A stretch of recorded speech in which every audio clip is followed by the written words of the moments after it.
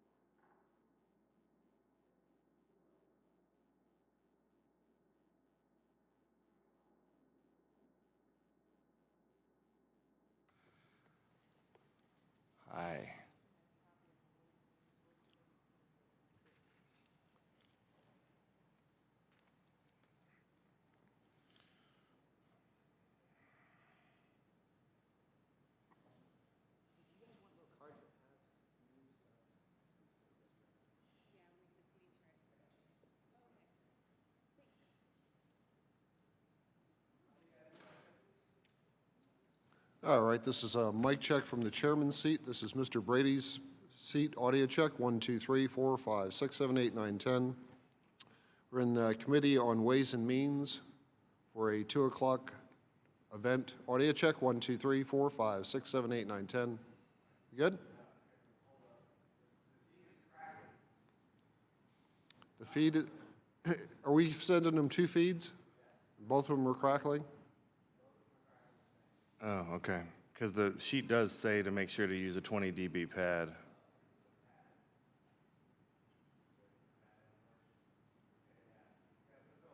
Yeah, the sheet definitely mentions that.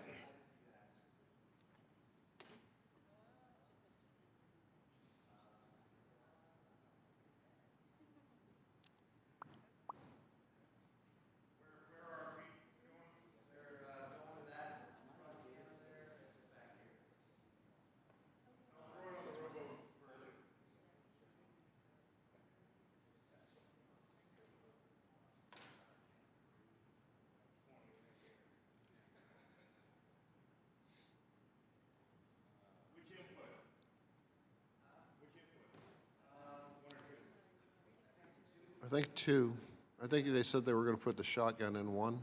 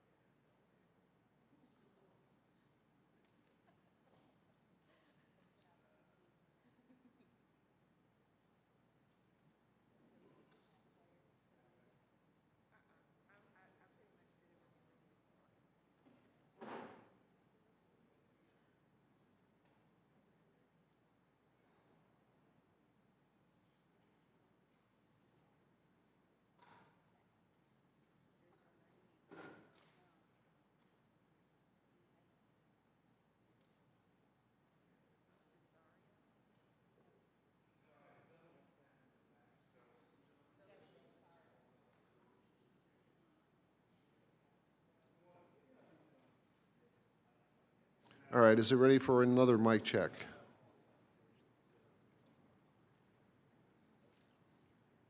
All right, once again, this is a mic check from 1100 Longworth. Audio check, 1, 2, 3, 4, 5, 6, 7, 8, 9, 10. Mic check, this is Chairman Brady's seat. We're here for a 2 o'clock event. Audio check, people are starting to show up now for the 10 o'clock markup. Audio check, 1, 2, 3, 4, 5, 6, 7, 8, 9, 10. Alex, how we doing? Good? Do you want a mic check from down there? All right.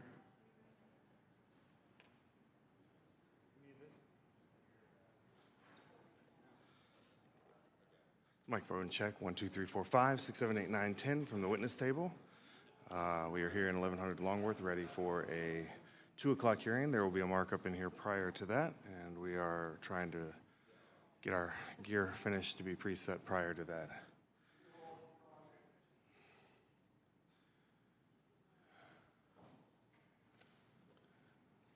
And hey, Alex, the cameras are level and everything. She's got full control.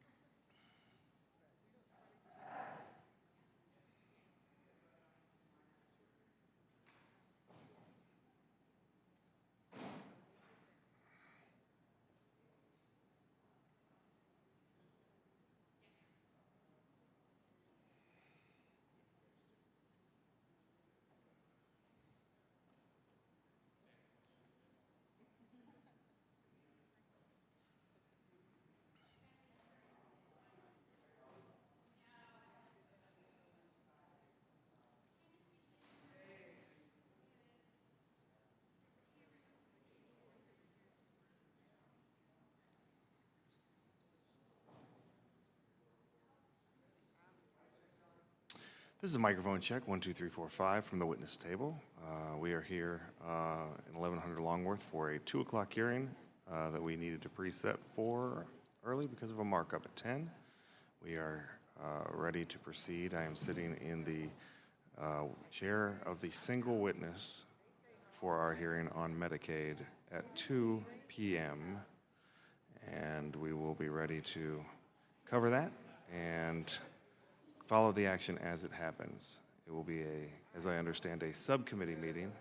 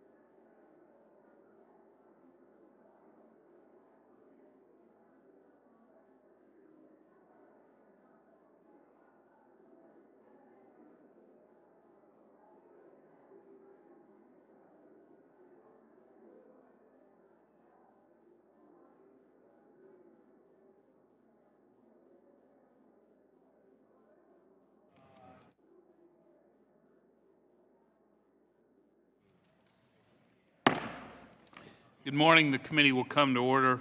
Thank you for joining us today. For over a year, we've been working together on both sides of the aisle on strengthening the Temporary Assistance to Needy Families program, which helps needy families reach self-sufficiency. Our markup today is an important part of that effort and also reinforces my commitment to moving bills through a regular legislative process when good policy has been developed. The bills we're considering today are targeted, achievable actions that will reform the temporary cash welfare program to help more families escape poverty and climb the economic ladder. Today is also a way for us to jumpstart the conversations about welfare and enacting more successful 21st century solutions that reward work and spring Americans from the poverty traps that can hold them back. As we continue to move forward, this committee is guided by 4 basic principles. First, we will expect work-capable adults to work or prepare for work in exchange for receiving government benefits. Secondly, we'll work to get incentives right so welfare recipients, taxpayers, employers, states, and nonprofits are all better off when someone moves from welfare to work. Third, we'll focus on results of welfare programs and do everything possible to ensure that they are actually helping people. And fourth, we will improve integrity to avoid fraud and preserve welfare benefits for those most in need. Each of the proposals in this package we're considering today delivers on these important principles. Congressman Jason Smith's bill will reaffirm what we have all known about this program, that it should be focused on reducing child poverty. And the best way to do that is by increasing job opportunities for their parents. Human Resources Subcommittee Chairman Vern Buchanan's bill will make sure that states are sharing ideas about what works and what doesn't. His bill promotes proven local solutions to help more people get back to work. Congressman Todd Young's bill will ensure that we support innovative and effective social programs that deliver real results. After all, it doesn't do anyone any good if we continue to fund programs that aren't working. Congressman Bob Dole's bill will encourage employer-led partnerships to help people move from welfare to work. We all know job creators in our districts that want to help reduce poverty. We need their expertise and their support in this process, and that's what this bill delivers. Former Human Resources Subcommittee Chairman Bustani's bill will measure state success in helping recipients find jobs and build successful careers. It also builds on recent changes to federal job training programs to measure these outcomes consistently across programs for better coordination. And finally, Congresswoman Kristi Noem's bill will help prevent states from counting outside spending as their own, which has allowed states, like mine, to reduce their own investments in the program. Taken together, these bills will begin to strengthen the Temporary Assistance for Needy Families program to reduce poverty and improve the lives of low-income families. Thank you to all the members on this committee and both parties who've worked so diligently on these issues over the last year. Today's package of bills is just a small portion of our larger effort, and I look forward to continuing to work on additional ideas in the months and the years ahead. This time I now recognize the ranking member, Mr. Levin, for any general opening comments he may have. Thank you, Mr. Chairman. Nearly 47 million Americans are living in poverty. That includes 1 in 5 children. Poverty rates for individuals with a college degree have recently gone up. A family of 4 is living on less than $24,000 a year on average. Think of the impossible choices these families are making every day. Transportation to work, child care, school supplies, food for dinner, housing. They worry about what they will do if they get sick and have no leave, or their car breaks down. And they worry that they are in no position to save for their child's college or their own retirement. No one should think that we are addressing the crisis of poverty in our country with the bills before us today. This crisis requires far more than the changes in these bills. Today's proceedings represent another missed opportunity to seriously address poverty in America. No action on expanding affordable housing by this majority. No action on paid leave or equal pay for women. No action on increasing the minimum wage, which the Congressional Budget Office has estimated would lift 900,000 people out of poverty. No action on making higher education, second and four-year college, more affordable so that Americans can gain the skills needed to climb into the middle class. No action to expand early childhood education or to ensure that parents have access to quality care.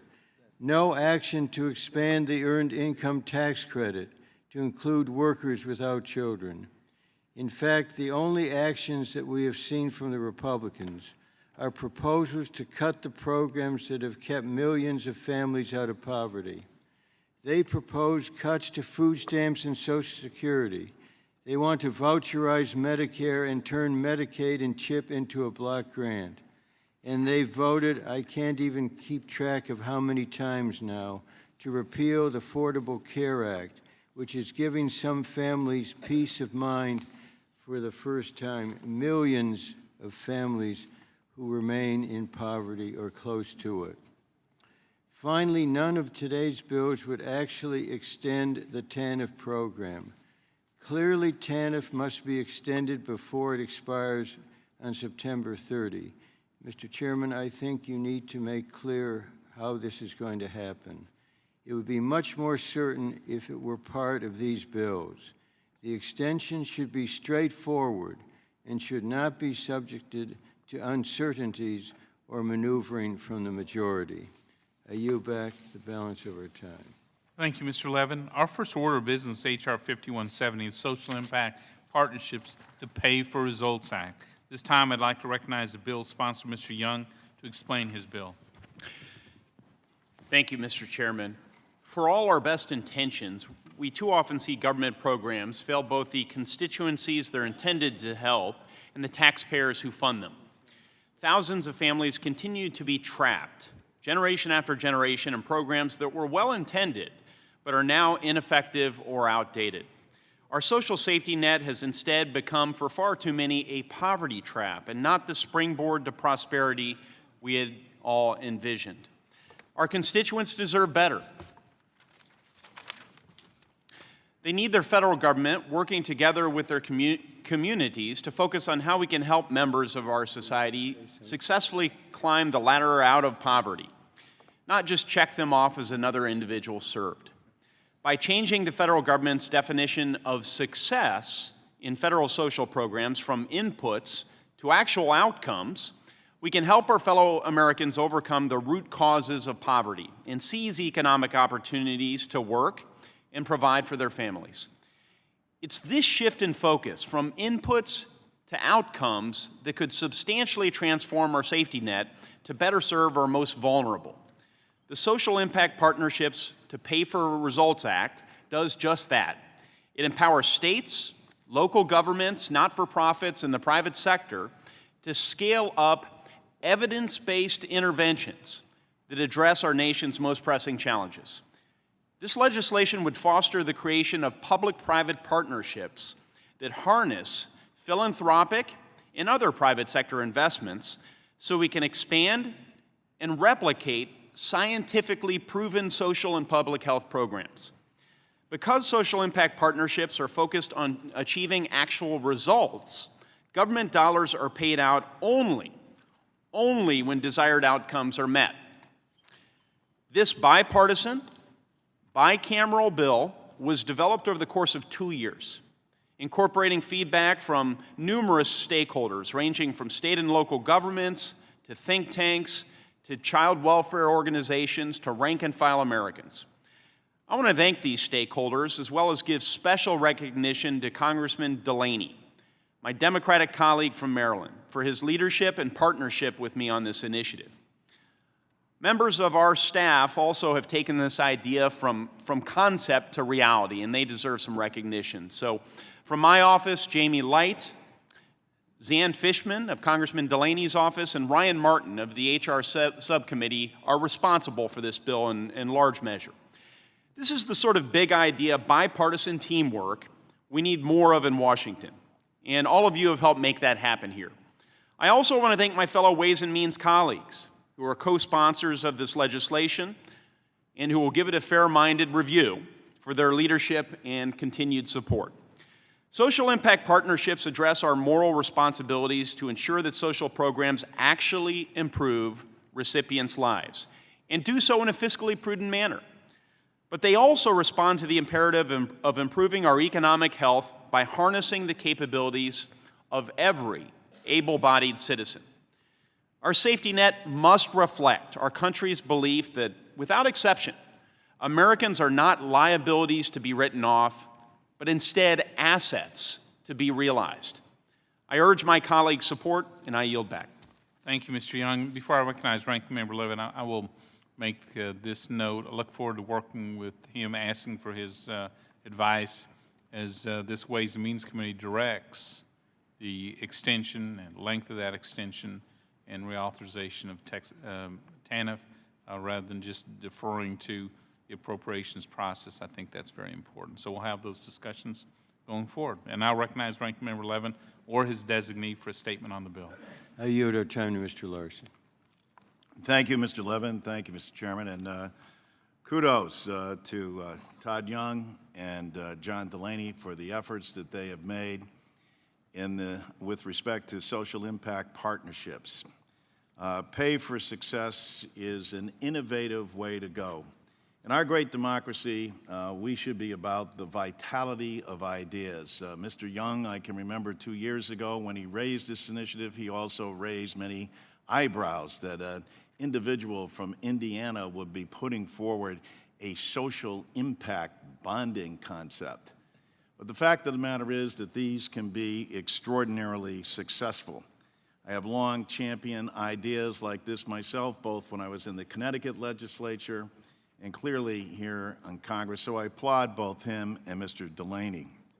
I also want to applaud the White House for joining in partnership with Governor Malloy of my state in Connecticut, both the White House Drug Policy Director, Michael Botticelli, and the White House Director for Social Innovation, Dave Wilkerson, recently announced the Pay for Success initiative to assist families coping with an issue that we are addressing on the floor this week with respect to the opioid crisis. This is a perfect example of how this legislation can work. Richie Neal from Springfield brought the whole New England delegation together to view a film called Heroin Cape Cod, an HBO special that talks about this horrific plight that families are going through. But traditional means of coping with these issues aren't enough. This is a national epidemic. All of us know it. But what we needed and what we saw in this film were families that were struggling. It's not just the individual who becomes addicted, but what it does to the family and what it does to the community. But through the effort of Pay for Success and social impact bonds, what we decided to do is what we need, a family-based recovery, a new way of treating this and looking at families, and it's been successful. As Mr. Levin pointed out in his opening remarks, I think we all understand that this is innovative. This is the vitality of ideas that we want to embrace. It's not a panacea. It's not just like family-based recovery is not a panacea, but it is a way for us to disrupt the normal cycle and bring about change that's holistic, that views the entire family and allows us to augment, not supplant, the very successful TANF program. So I want to applaud both Mr. Young and also Mr. Delaney. I think the number of these types of initiatives that we can continue to create, and as Mr. Young has been scrupulous in saying, you know, they have to be tested. They have to make sure that the testing is rigorous. But anytime in government, when we combine the efforts of not-for-profits, the private sector, and then subject it to the rigorous tests of academia, then we're more likely to produce great results. And if the results aren't there, then it's time to do away with them and try yet another report. There's nothing more, I think, that underscores this problem than the current opioid problem that we're dealing with in this country. I commend our colleague for bringing this to the floor and support it wholeheartedly. Thank you, Mr. Larson. The committee will now proceed to consideration H.R. 5170. Without objection, the measure will be considered as read and open for amendment at any point. This time I offer an amendment in the nature of substitute, which was distributed in advance, along with the green sheet explaining it. Without objection, the amendment in the nature of substitute shall be considered as read, open for amendment at any point, and considered base text for purpose of amendment. I'll now turn to Ann DeCicero, the Staff Director of the Subcommittee on Human Resources, to provide the technical description of the amendment in the nature of a substitute with an emphasis on the changes made since introduction. I ask that members hold their questions until after presentation. Ms. DeCicero. Thank you, Mr. Chairman and Ranking Member Levin. H.R. 5170, the Social Impact Partnerships to Pay for Results Act, supports innovative and effective social programs that deliver real results. Under the bill, up to $100 million is reserved from the TANF Contingency Fund in FY 2017 for the federal government to pay for outcomes. A state or local government would identify a social service they believed would produce a positive social outcome and identify state, local, or private funding to pay for the service. The state or local government would then apply to receive federal payment if the service produced the desired outcome. The federal government would agree to pay a specified amount for the desired outcome, based on a high-quality evaluation determining the service was successful. If the independent evaluator determined the outcome was achieved, the federal government would pay the state or local government. If the outcome was not achieved, the federal government would pay nothing. As reflected on the green sheet distributed yesterday, the chairman's amendment in the nature of a substitute modifies H.R. 5170 as introduced by updating the title of Section 2 to be Social Impact Partnerships to Pay for Results rather than Social Impact Partnerships. Mr. Chairman, that completes my walkthrough, and I am happy to answer any questions. Thank you. Are there any questions about the amendment in the nature of a substitute? I have some, Mr. Yeah, Mr. Doggett, you're recognized. Thank you so much, and thank you for your explanation. The bill that you're describing is a bill that was filed last Friday during the congressional recess. Is that correct? That is correct, sir. And I believe we had a hearing on this matter about 8 months ago in the Human Resources Subcommittee, and it's been pretty quiet since then up until last week, hasn't it? And this bill amends, as you've described, the Temporary Assistance for Needy Families Act. Before the 1996 Welfare to Work reform, is that basically what was known as Aid for Dependent Children? Correct. Yes. Sir. And it, at that time, provided cash payments to mostly single mothers who had children. And the idea of the 1996 welfare reform was to change it from dependency to getting in the workforce in order to support those children. And this was accomplished, was it not, primarily through a block grant to the states that set some limits, but was designed to get the impoverished off welfare and into the workforce. The 1996 welfare law was a work-first Exactly. revision to the program. And does that law contain any prohibition on the states creating social impact schemes like this bill envisions on their own now? There are not limits under the existing. So if the laboratories of democracy across the country think this is a good idea, they could do it on their own with existing federal resources instead of putting this $100 million into this bill. That is correct. Okay.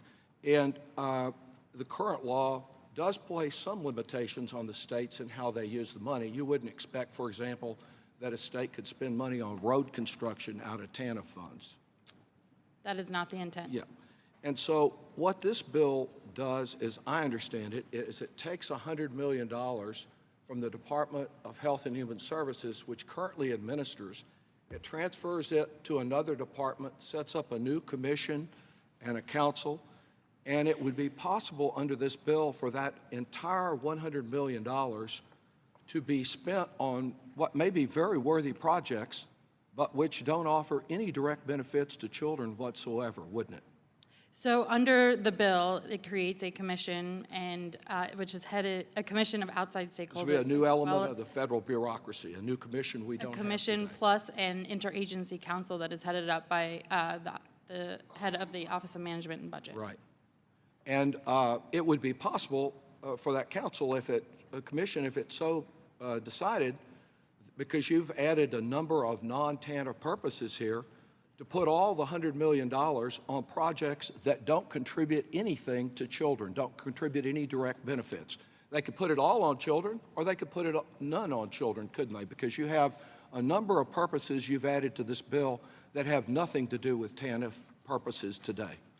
There are 20 different purposes Right. in the And bill. some of them could not be done under TANF as it exists today. That is correct. Okay.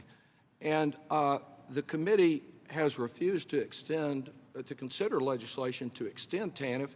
Do you think all the work of this new commission and this new interagency council that you're adding to our federal bureaucracy, do you expect it'll all be completed in the next 4 months or the next 16 months when the TANF contingency fund expires? Mr. Cicero, that's not a technical question, but, No, the answer I to thought that, it was Mr. under Doggett, is that we intend to move forward with these I'll bipartisan restructure the bills question, and Mr. extension. Chairman. Under the bill as it is drawn, in setting up the commission, in setting up the council, is it envisioned that those things can be accomplished this year, or is it only grabbing the $100 million that can occur? So the TANF contingency fund is actually authorized and appropriated through FY 2017. 16 So it months. would be in addition, it would be through this October 1st and then an additional 12 months after that. And under the bill, those funds, that 100 million, is available for 10 years after that point. Oh, So really? the funds would be available to be used for any projects after that point. So there is more than a year to stand up this. Yes, and approach. you're going to set up a new council and a new commission, but you also envision in the bill, you refer to intermediaries, service providers, evaluators. Who will select the evaluators to determine if there was really success here? Under the bill, in the proposal that is submitted to the interagency council, the state or local government provides Mr. Chairman. Thank you. Does anyone else wish to ask a question? Well, Chairman, if I could just respond to some of the concerns of Mr. Doggett. Young is recognized. Just very briefly note that the President's budget recommends repurposing these funds as we have proposed to do. So this is very much reflective of the President's budget, the administration's desires. That's not to say that the gentleman from Texas shares those concerns. It is to say that, you know, this is bipartisan across different branches of government support for this idea of repurposing funds so that we're actually paying for results and measuring outcomes as opposed to inputs. But I do understand the gentleman's concerns about, more narrow concerns about making sure these are dedicated just for child-related activities. And are you agreeable to refocusing this just to the purposes of TANF and to children? I'm agreeable to working with the gentleman moving forward on ways that we can improve outcomes for children and whatnot. With respect to this legislation, we've got broad support from Republicans, Democrats, many stakeholders to come to this point, and so I just look forward to working with you. You're not agreeable to any amendments to more No, because narrowly targeted? the whole thing could fall Okay. apart then. Yeah, thank you. Are there any other questions of a technical nature for Mr. Cicero? Yes, Mr. Davis. Thank you very much. I want to ask you some more about measuring success and the evaluation process. Is there any limit on this bill to the returns that an investor can obtain? I mean, these are kind of risky investments. Could you get a 25 or 50% return? If you could, thank you. The amount of the return or the amount of the payment that the federal government would make to the state or local government would be based on the expected savings that comes from that intervention. But you get your savings and you get some return on your investment, do you not? There is a predetermined amount at the onset of the project of Yes, what the payout would be at the Who end. determines that predetermined amount as to whether, sometimes when we've turned to Wall Street, to Goldman Sachs, to Morgan Stanley, who I understand are getting involved in this, and perhaps with the best of intentions and maybe some good results, but sometimes when we've turned to Wall Street for the answers to these problems, we've incurred some problems. And I'm just curious, as if Goldman Sachs invests in one of these, what's the maximum return under this statute that they can get? Perhaps if I could, the original question, I'd love to hear the answer is, who determines that rate of return Well, in the initial contract? I think that was the first you're question. doing this on your time and not mine. I And see. I'll be glad to return that, but It is part of the entire package, so the negotiation with the intermediary and then the application to the federal government for potential repayment. great, thank you. I'm sorry, Mr. Okay. Dodd. But there is not any limitation in this bill on a return. We all know how low returns are on bonds these days, on regular bonds. This is a more risky investment, but the limit might be set at whatever a desperate local nonprofit and governmental entity is willing to agree to. The federal government, in order to pay back, would have to agree to that amount, and that Is is where there- the interagency council and the commission. I'm also come in. unclear what the basis for the federal government denying any of these applications would be.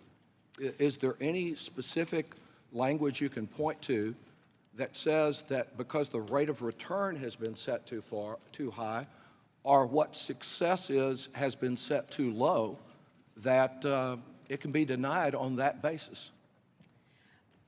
When the interagency council considers an application, they have discretion to look at a number of factors within the application. But that discretion is not limited in terms of how high the return can be or how low the success bar can be. They're They given are total looking at discretion. what the outcome is worth. I agree fully with what Mr. Young said about the fact that we need evidence-based proposals.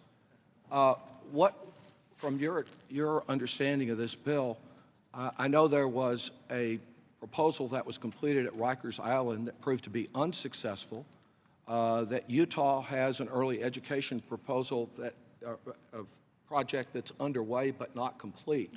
What would you say is an example of evidence that these social investments can accomplish what this bill proposes? Well, I think what you saw from the Rikers Island example is how this is supposed to work, that Right. if outcomes are achieved, the federal government pays. If outcomes are not achieved, the federal government doesn't pay anything. But it depends what you define as outcome, or in this case, paying for success, what success is.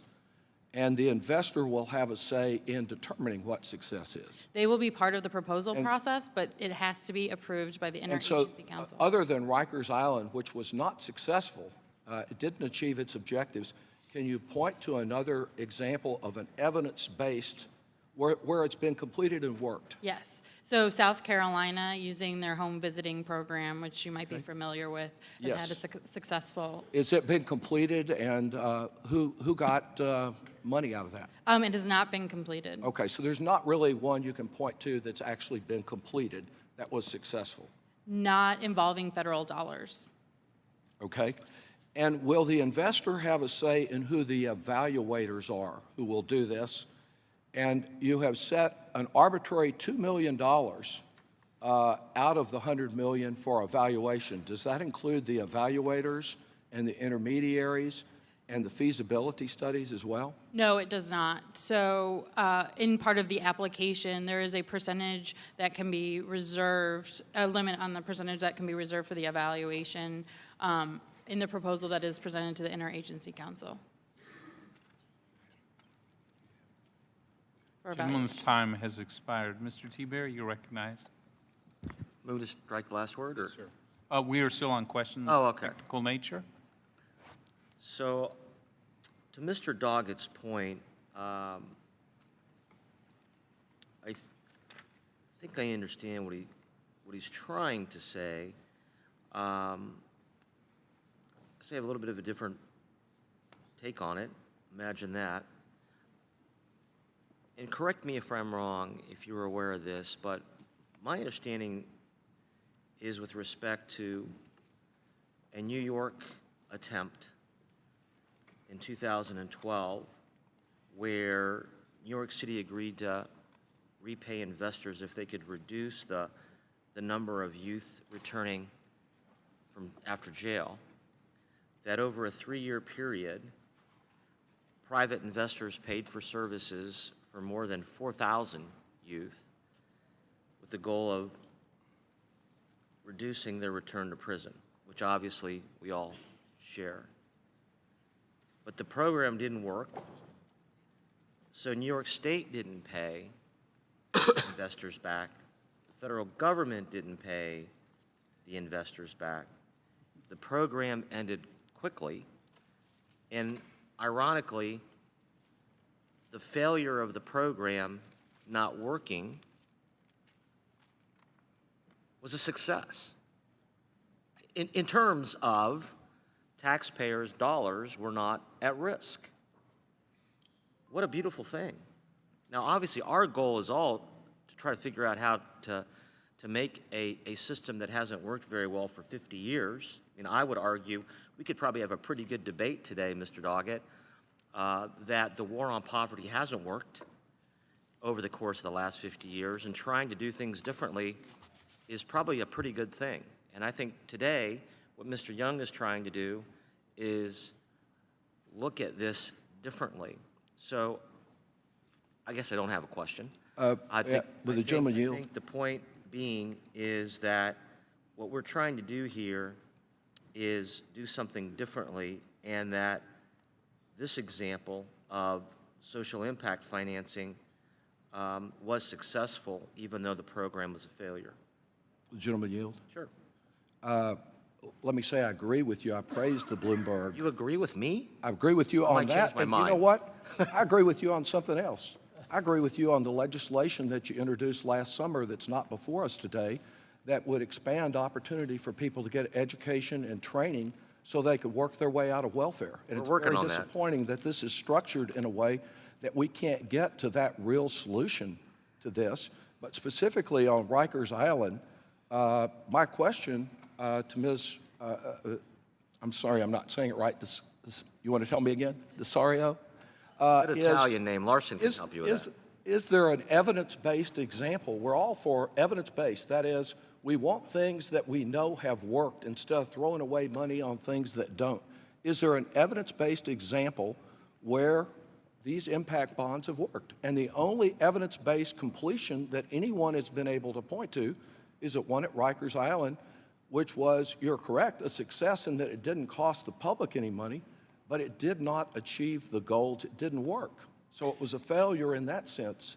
I think in moving $100 million away from children to other purposes, which is what I think is happening here, we should have some evidence base for that. And if there is one, I'd like somebody to tell me what I it think is. Mr. T-Berry's been very generous with We're his reclaiming time. my time. I would say that there isn't a silver bullet to fix this. There's got a lot of different ways, and one of my ideas is one way, but one of Mr. Young's ideas is another way. And I think the beauty about this is I could make an argument, and today's not the right place to make it, is that we have, you and I have, and others around this table have, and long before we were here, members in these seats have supported programs that actually cost taxpayers dollars, programs that not only were not evidence-based but didn't work, and taxpayers bore the responsibility. The beauty about this is taxpayers aren't bearing the responsibility, and at the end of the day, I think we have to look at not only using public dollars to help these folks, but private dollars. And the beauty about this program is public dollars aren't going to be put at risk. I yield back my 17 seconds. Gentleman yields. Before we move to strike the last word, are there any questions of a technical nature? Mr. Chairman, Yes, Ms. Sanchez. thank you. I'd like to yield my time to the gentleman from Texas, Mr. Doggett. Thank you very much. I just want to go through the process under the bill of how this will work, because I agree with the idea that Mr. Young is advancing, that if we can get a way to engage the private sector more in doing these things, so long as we're not, we are committing $100 million of taxpayer money, so long as we're not seeing that money frittered away, we ought to encourage private investors. But just to Will understand... the gentleman this- yield? Pardon? Will the gentleman yield? Yes. We are encouraging private investors. That's We the are. whole The point. question is whether or not we have safeguards in this bill. We do have safeguards in this bill. Well, Mr. that's Doggett. what I want to Because ask the her point- about. The point being is, I appreciate... we're encouraging. You're Reclaiming taking my back? reclaiming my time. Ms. Sanchez controls the time. Thank you. I would like to yield to the gentleman from Texas. I thank the gentlelady and my colleague as well. When someone submits an application, do they apply for a feasibility study at that point? Under the bill, states or local governments, when they apply for federal funding, need to submit with that a feasibility study. That feasibility study can be paid for under this bill, or it can be a feasibility study that they have done outside of So they could apply for the taxpayers under this bill to pay half the cost of the feasibility study. Correct. Is there any limit on how much the feasibility study cost? Not that I am aware of. Okay. And once the feasibility study is paid for half by the taxpayers, potentially, and half by the applicant, is the cost of that feasibility study considered in whether there has been success in the overall evaluation of the project? Are Is you that required by as part of the application? as part of the evaluation that will occur, cost-benefit analysis, is the cost of the feasibility study included? The feasibility study is to inform the application that would be considered by the interagency. Yes, I understand that. So you do not include it in the cost of whether the project has been successful? They are two separate and distinct events. Okay. So you could have an expensive study, and if the project is about even on success, it ends up being a net loser for the taxpayer. Well, the gentlelady, I guess, yield. Pardon? So that I could respond on this. I want to ask you, I'm glad to have you respond. I Yes. just want to ask her, do you know if that, isn't that true? Can you restate your question, sir? I'm sorry. Yes. You're saying that the cost of the feasibility study is not included in the ultimate evaluation of whether there's been success, whether there's been a favorable cost-benefit. Correct, they are separate. And then you have an intermediary. What's an example of the intermediary under this? An intermediary might be a philanthropic organization. Right. It could be another state or local agency that isn't the direct one providing the services. And States then this can bill pull money. contemplates, in addition to the intermediary, that there will be a service provider. That might be a state or a local government or a nonprofit that Correct. will provide the services. Would that all be covered in the application? That would be, in the application, they would have to detail who would be providing the services and who all the stakeholders are. And then there's an evaluator. What's an example of an evaluator? One of the research organizations that exists around the country. Right. or- And we all know that there are research organizations that one group might like and another group might like. The investors can't have a say in selecting that research organization and evaluator, do they not? It is all part of the proposal that is submitted. Right. For consideration.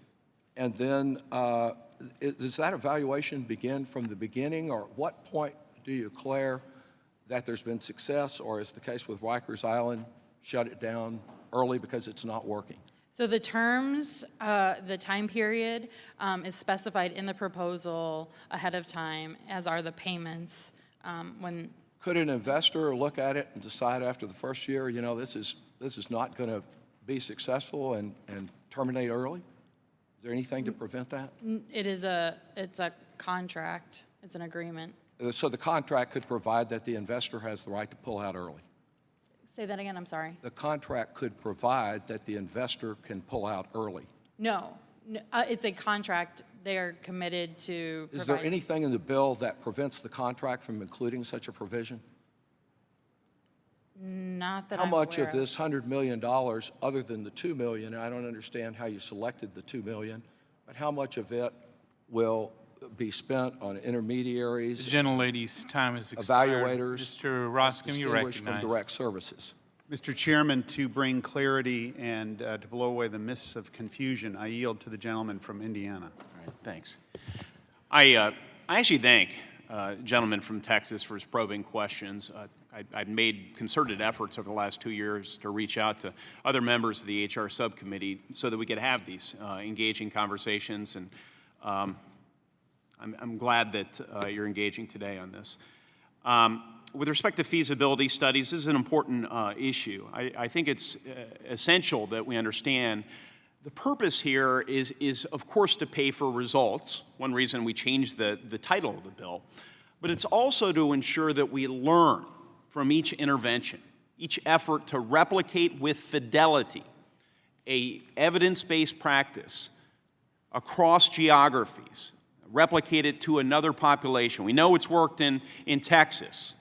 Can it work in Indiana among a different population? So we can learn from our most optimal replications. We can also learn in those instances where we fall short. There is a value, a public good, that is realized from that, and that justifies payment for these feasibility studies, because over time, as we learn from these replications, both the most successful ones and those that are of lesser success, we improve the interventions. We improve lives in a more predictable way, so that we end up spending less money, so that we end up improving more lives, so that we end up achieving the shared goals that Mr. Doggett and I and everyone else on this committee so desires. With respect to specific examples, there are specific examples out there. One would be the Utah High-Quality Preschool Social Impact Bond, that initiative. I'd be happy, time doesn't permit, but I'd be happy to share with the gentleman a summary of that. Payments have been made out to the investors because it worked. It improved the lives of these preschool students, at-risk preschool students. There have been recidivism projects, not just here in the United States, but overseas. I actually borrowed this idea working with my colleague John Delaney from the United Kingdom, where they've had some success. The Petersboro Prison Project, that reduced recidivism to such a level that they did end the social impact bond, as they've styled it, and they decided to just expand the program across the entire country, because this created the political space for experimentation, something we don't currently enjoy in our social services program. You know, just to take a mundane example, before McDonald's goes out and tries to offer a new product to customers, they don't offer it in every single one of their restaurants. They offer it on a limited basis to particular places and see whether or not it actually is effective. And so we need more of that. And so this is a pilot program designed to tease out what actually works, and I believe it's going to be successful. It's going to create a mechanism where we can fine-tune the services we provide for people, and not measure, frankly, our compassion based on the amount of money we throw at problems, but instead based on whether we're actually improving lives. And that's why I'm so proud we've got such broad bipartisan support for this, and I'm hopeful that on this committee we'll see a lot of bipartisan support. Thank you. Gentleman's time has expired. Before we move to strike the last word, are there any other technical questions for Ms. DeCicero? Seeing none, does any member wish to strike the last word? Mr. Buchanan, you're recognized. I move to strike the last word. I want to commend both Congressman Young and Congressman Delaney, the original co-sponsors of this legislation, for their effort over the last 2 years to build a strong bipartisan coalition around this innovative approach to funding social services. There are a lot of good ideas across this country to help our fellow Americans, and we should use every new innovative approach to financing these ideas to help more Americans move up the economic ladder. Let me just say, just my background in business, you can't manage something you can't measure. And we've got to try to build in terms of the best practices, and if it's not results-oriented, otherwise it just becomes a lot of conversation. So again, I applaud the effort in terms of Mr. Young, and I yield back. Thank you, Mr. Doggett. You wish to strike the last word? Mr. Chairman, I have an amendment there at the desk.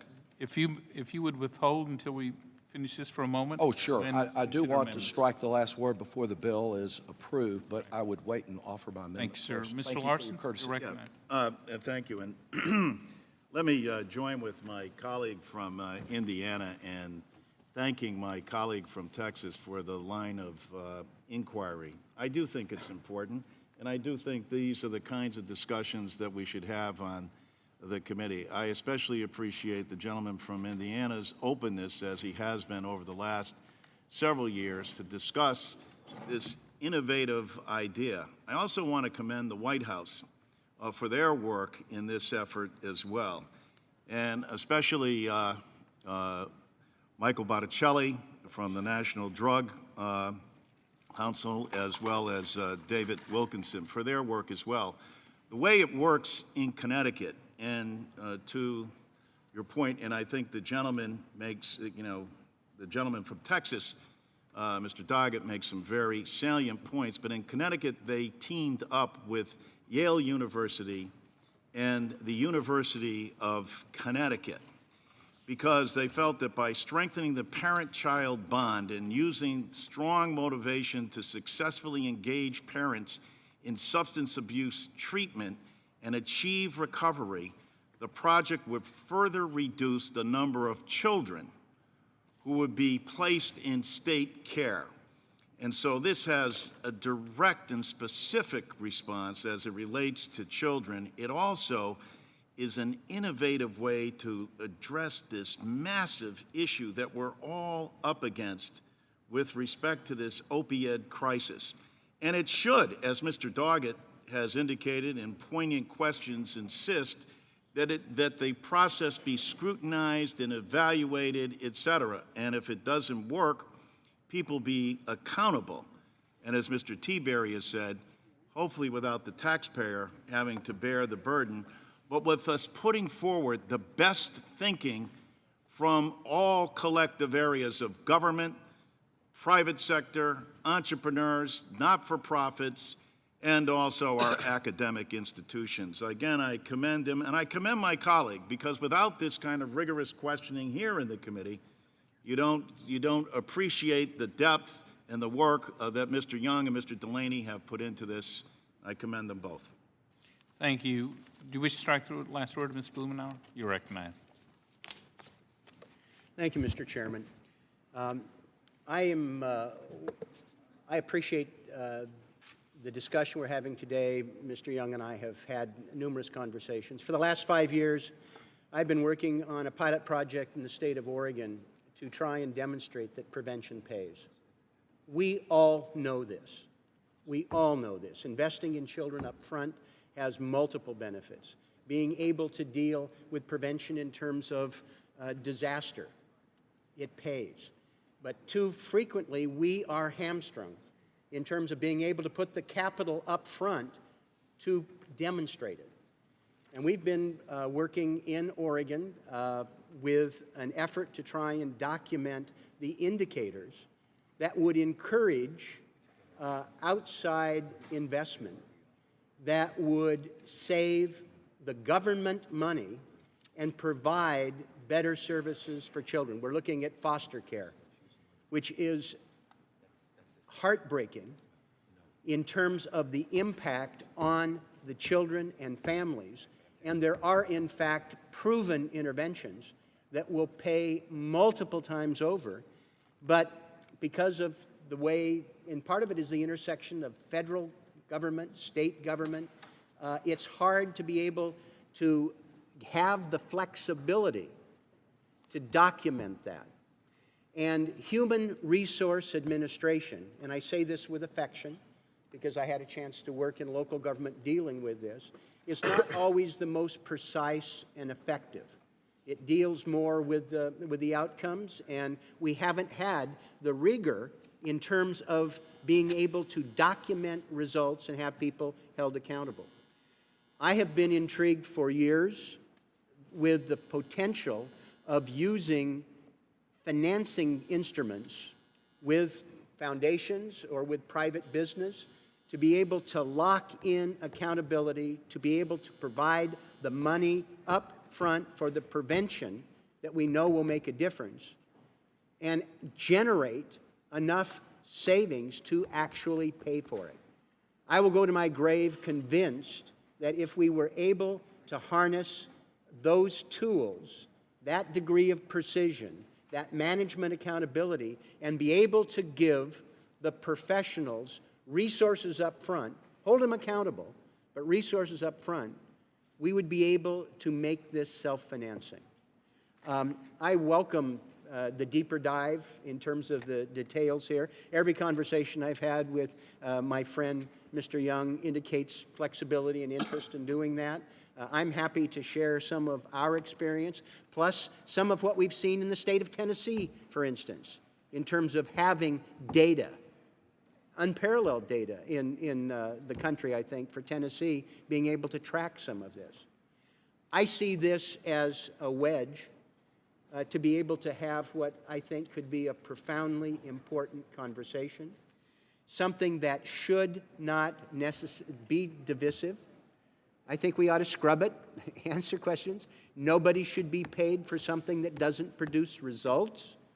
But I think being able to have more creativity, more flexibility, to be able to carve out pilot projects like this, to be able to engage philanthropic individuals, foundations, private entities, I don't care much who does it.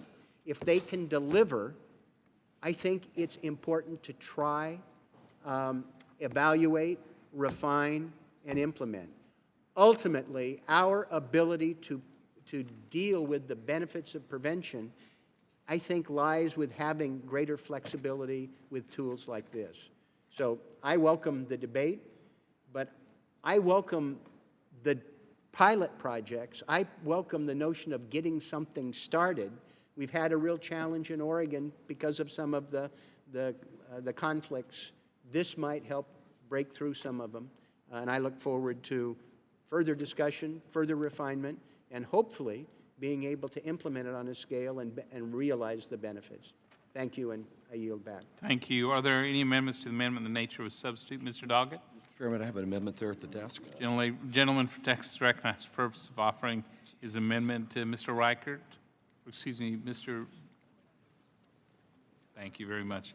Clerk will distribute the amendment. Ask the gentleman to suspend while the clerk distributes.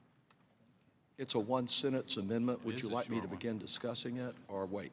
Please recognize Mr. Doggett to begin. Thank you. Thank you very much. Mr. Chairman, as my questions indicate, I have another number of questions about ensuring that social impact bonds achieve their true purpose, and I'll discuss that at greater length later. But the only issue that this one-sentence amendment does is to try to ensure that we don't once again shortchange our most needy children. All that this amendment does is to say that not less than 50% of this $100 million will go to directly benefit children. There are a number of purposes that have been added to this proposal that have nothing to do with children. They're good things that I support, and there are other ways that they should be funded. There may be other types of social investments or social impact bonds that are appropriate for those populations.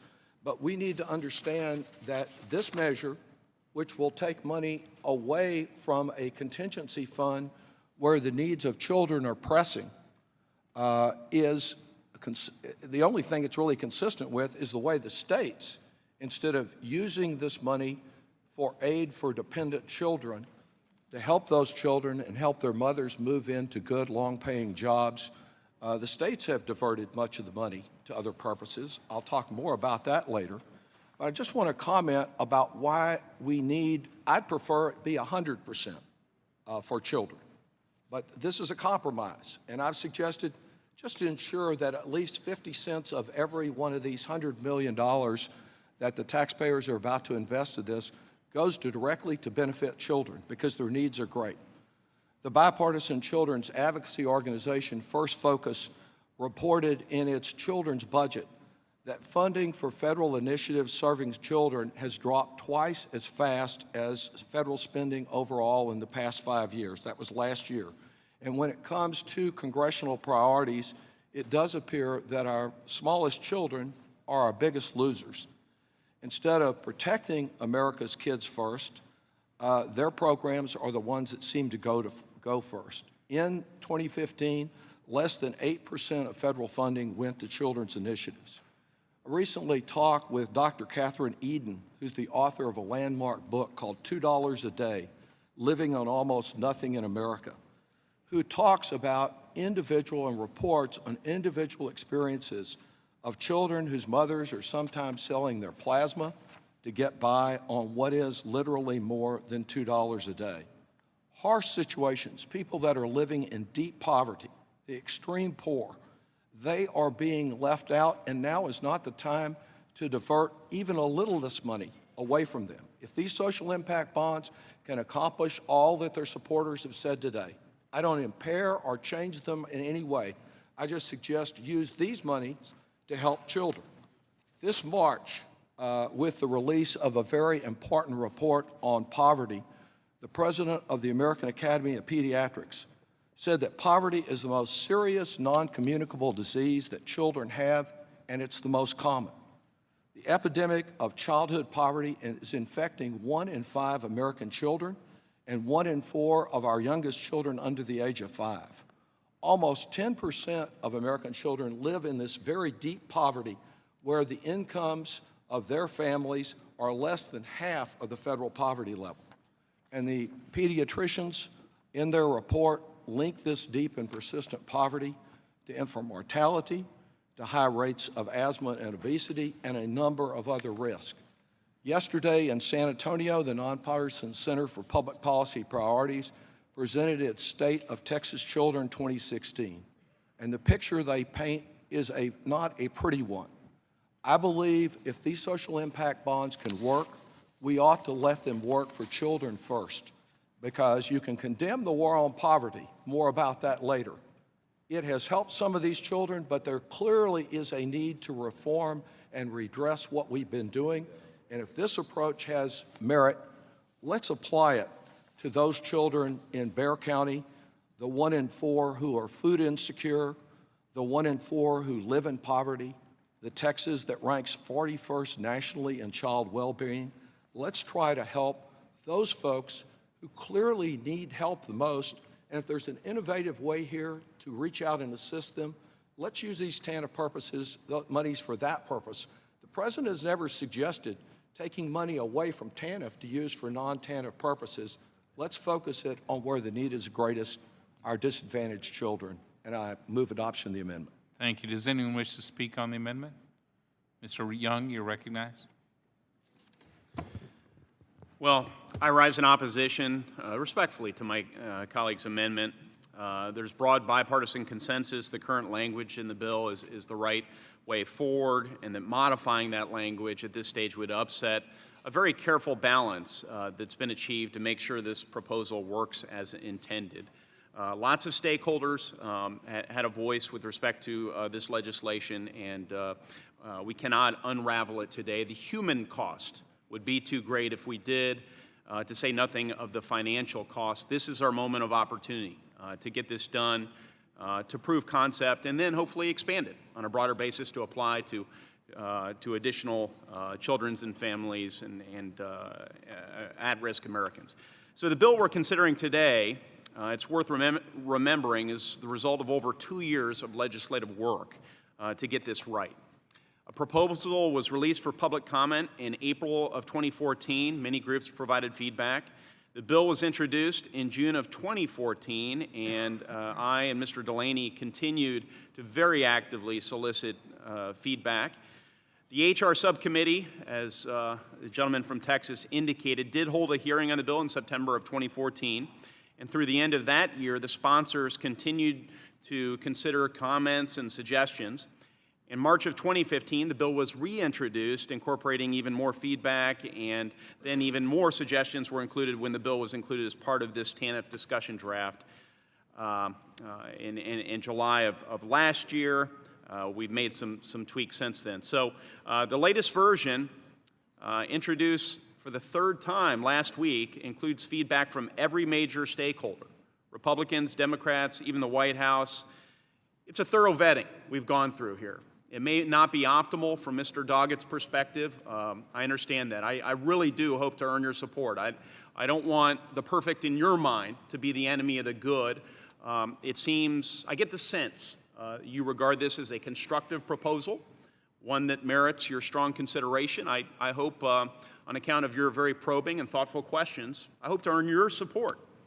And I do believe that those you represent could benefit immeasurably from this proposal and all of the proof of concept it could demonstrate, all the new capital it could bring in to scale up evidence-based practices, and all of the taxpayer money it could save in the process. So I will have to oppose this amendment, again respectfully, and I urge my colleagues to support the underlying bill. I yield back my time. Thank you. Time's expired. Mr. Braceri, you're recognized to speak on the amendment. Thank you, Mr. Chairman. Let me first congratulate all the members who've been working on this. I don't think anyone can deny that at this stage we've not followed through in Congress in trying to address the growing level of poverty among too many Americans. Some Americans who used to be in the middle class who now find themselves among the poor. And there are a whole lot of Americans who are working, but not working long enough or making enough, and so they still have to stop by the food pantry on the way home from that job and to get to their home and be able to make a dinner for the family. And so we have work to do. And so it's good to see that this committee is trying to take on some of that task.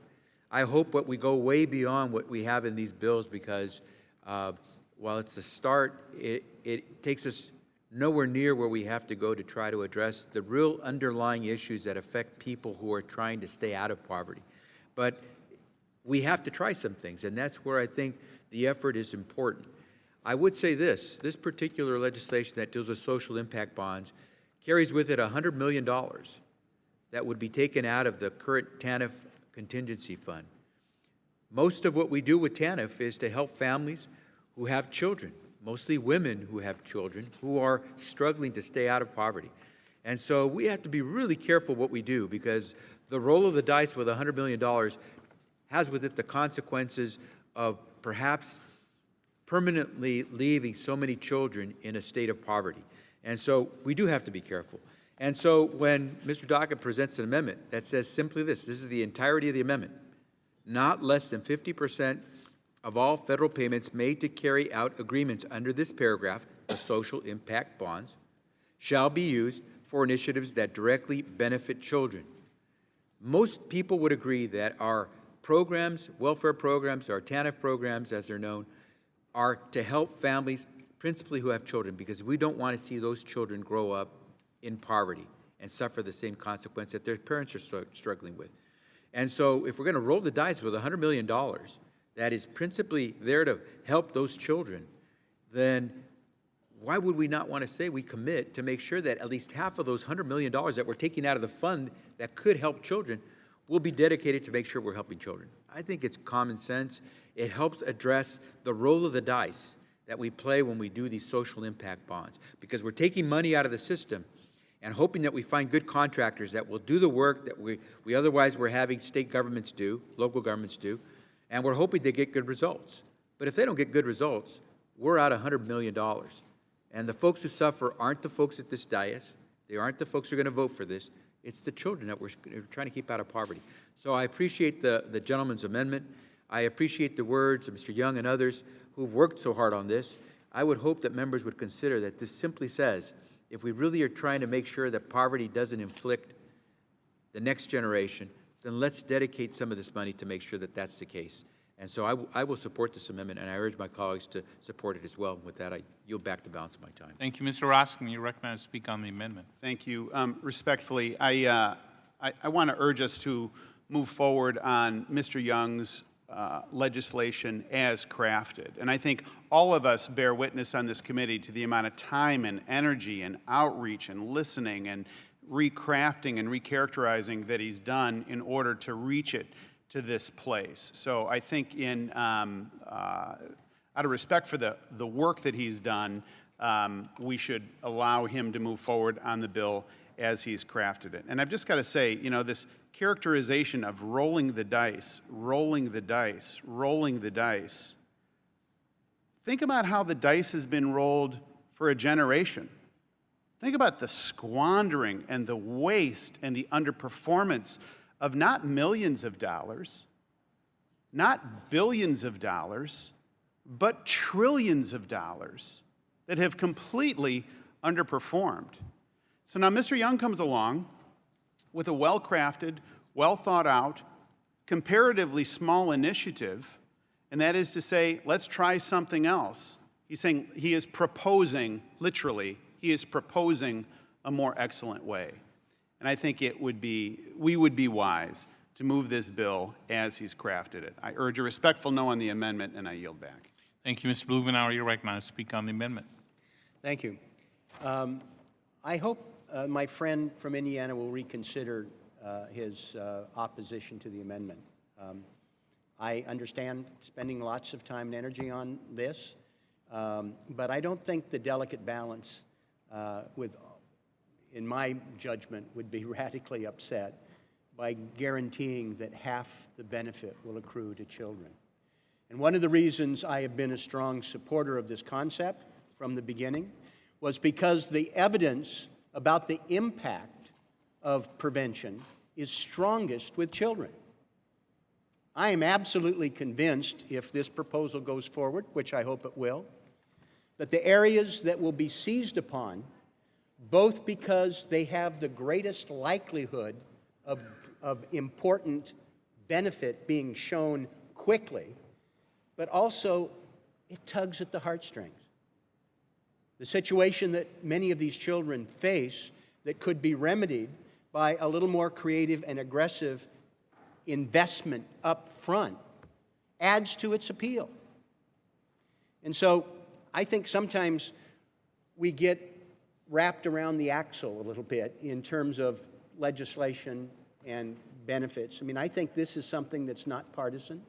I think this is something that is not designed to undercut the hard work that you've done.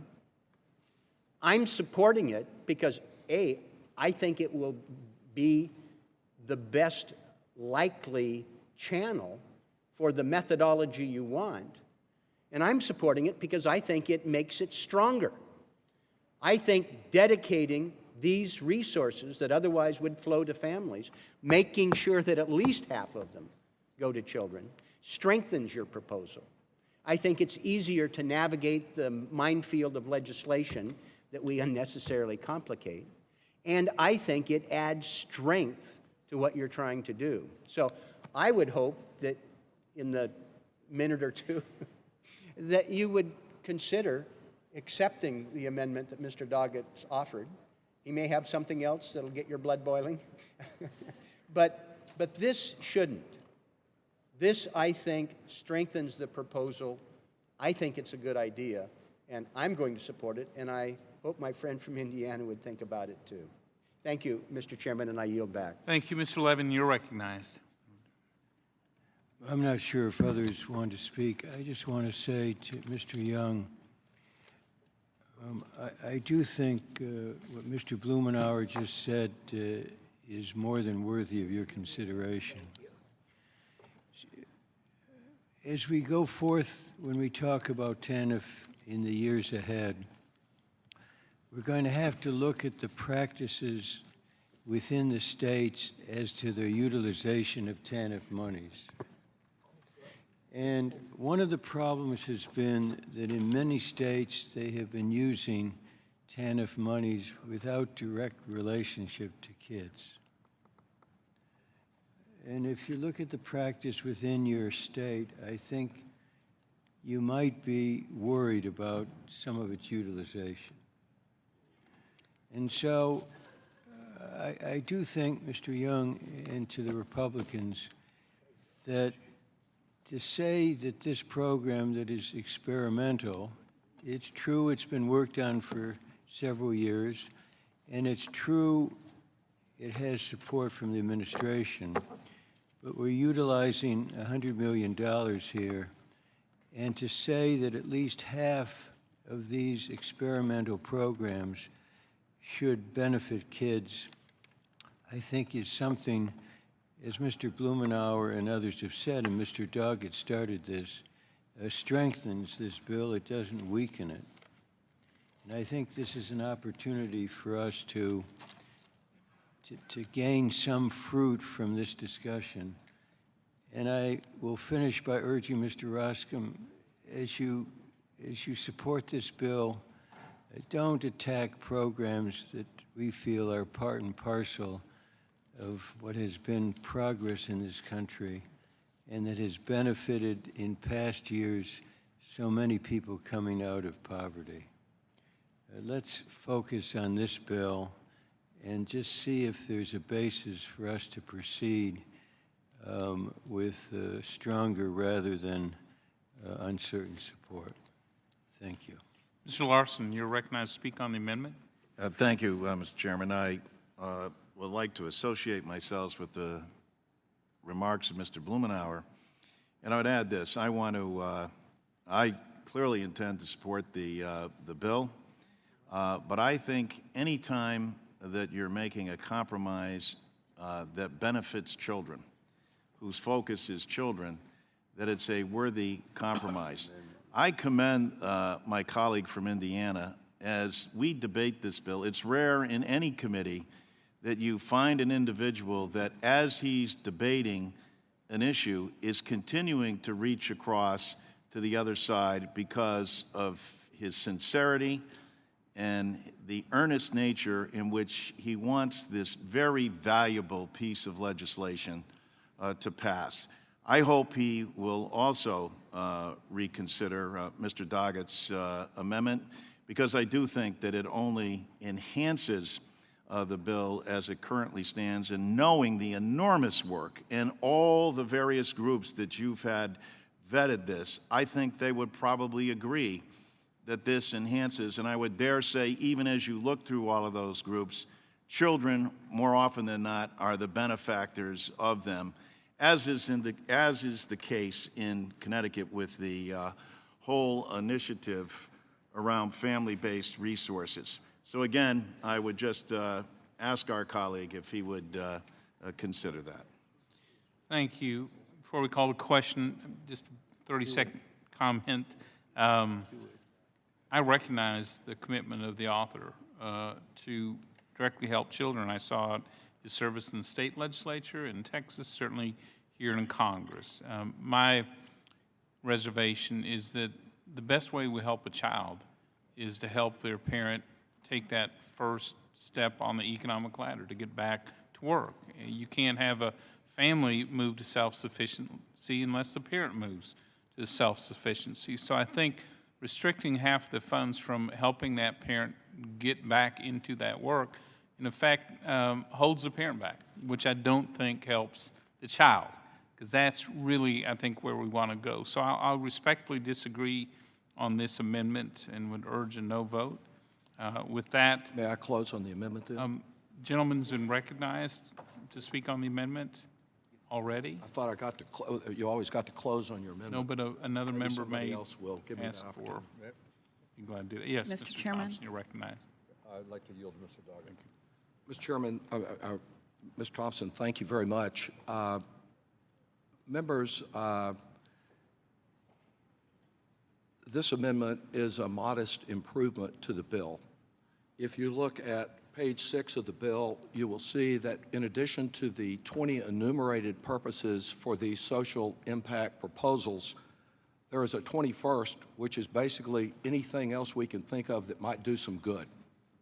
I think that to take money from neglected children and move it to anything else they can think of that might do some social good, I might be for that social good, but I'm not for paying for it from children. And that's what this amendment is focused on.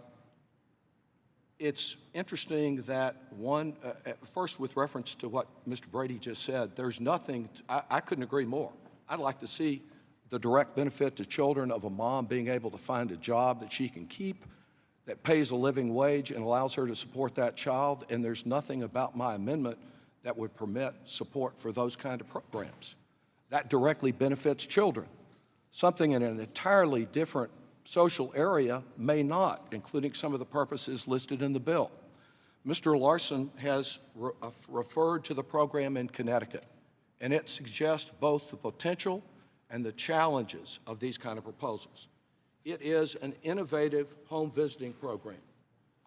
It is a relatively small program that helps a few hundred families.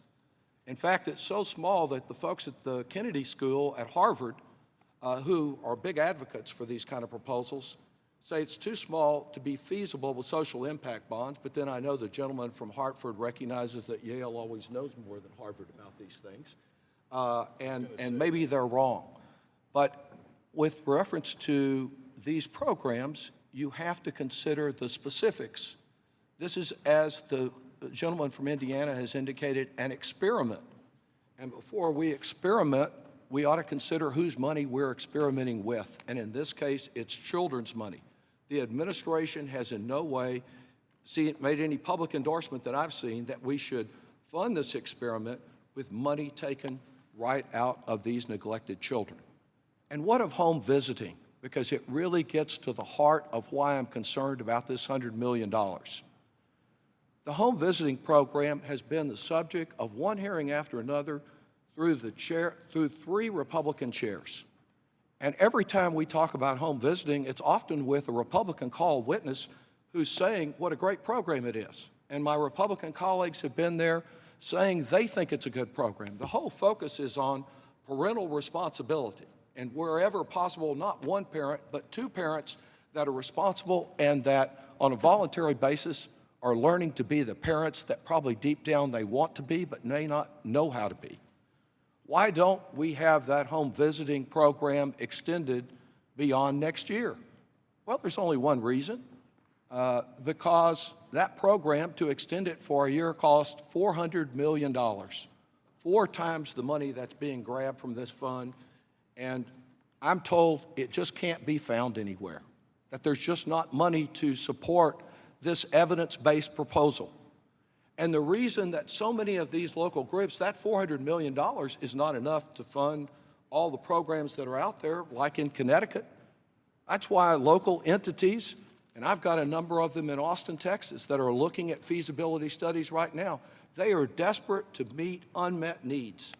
And so they turn to this new experiment, which may work, but like some privatization proposals, it may end up costing the taxpayer more than it saved. Mr. Roscom appropriately says we need to look at how the dice have been rolled in the past.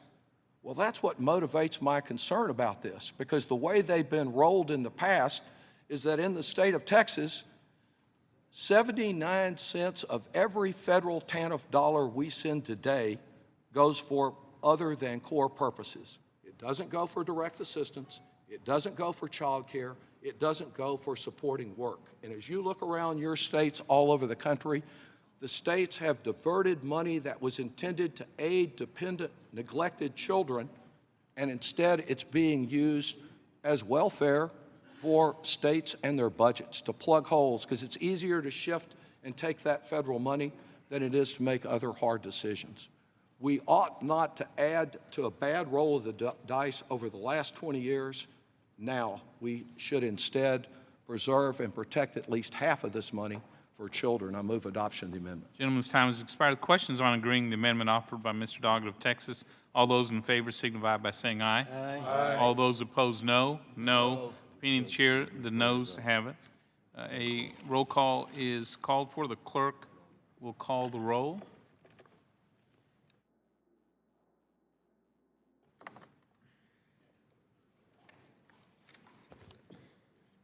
Mr. Johnson? No. Mr. Johnson, no. Mr. Nunez? Mr. Nunez, no. Mr. Teaberry? Mr. Reichert? Mr. Reichert, no. Dr. Bustani? Dr. Bustani, no. Mr. Roscom? Mr. Roscom, no. Dr. Price? Dr. Price, no. Mr. Buchanan? Mr. Buchanan, no. Mr. Smith in Nebraska? Mr. Smith, no. Ms. Jenkins? Ms. Jenkins, no. Mr. Paulson? No. Mr. Paulson, no. Mr. Marchant? Ms. Black? Ms. Black, no. Mr. Reed? Mr. Reed, no. Mr. Young? Mr. Young, no. Mr. Kelly? Mr. Kelly, no. Mr. Renacci? Mr. Renacci, no. Mr. Meehan? Mr. Meehan, no. Ms. Nome? Ms. Nome, no. Mr. Holding? Mr. Holding, no. Mr. Smith of Missouri? Mr. Smith, no. Mr. Dold? Mr. Dold, no. Mr. Rice? Mr. Rice, no. Mr. Levin? Mr. Levin, yes. Mr. Rangel? Mr. Rangel, yes. Mr. McDermott? Dr. McDermott, yes. Mr. Lewis? Mr. Lewis, yes. Mr. Neal? Mr. Neal, yes. Mr. Becerra? Mr. Becerra, yes. Mr. Doggett? Mr. Doggett, yes. Mr. Thompson? Mr. Thompson, yes. Mr. Larson? Mr. Larson, yes. Mr. Blumenauer? Mr. Blumenauer, aye. Mr. Kind? Mr. Kind, aye. Mr. Pascrell? Mr. Pascrell, yes. Mr. Crowley? Mr. Crowley, aye. Mr. Davis? Mr. Davis, yes. Ms. Sanchez? Ms. Sanchez, aye. Mr. Teaberry? Nope. Mr. Teaberry, no. Mr. Marchant? Mr. Marchant, no.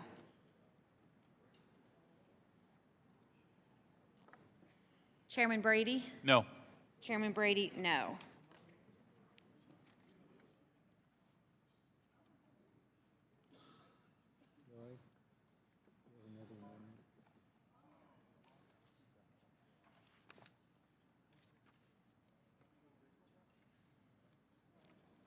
The clerk will report the vote. 15 yeas, 24 nays. There being 15 ayes and 24 noes, amendment is not agreed to. Are there additional amendments to the amendment? Yes, in Mr. the Chairman, nature of I- a substitute? I have an amendment at the desk.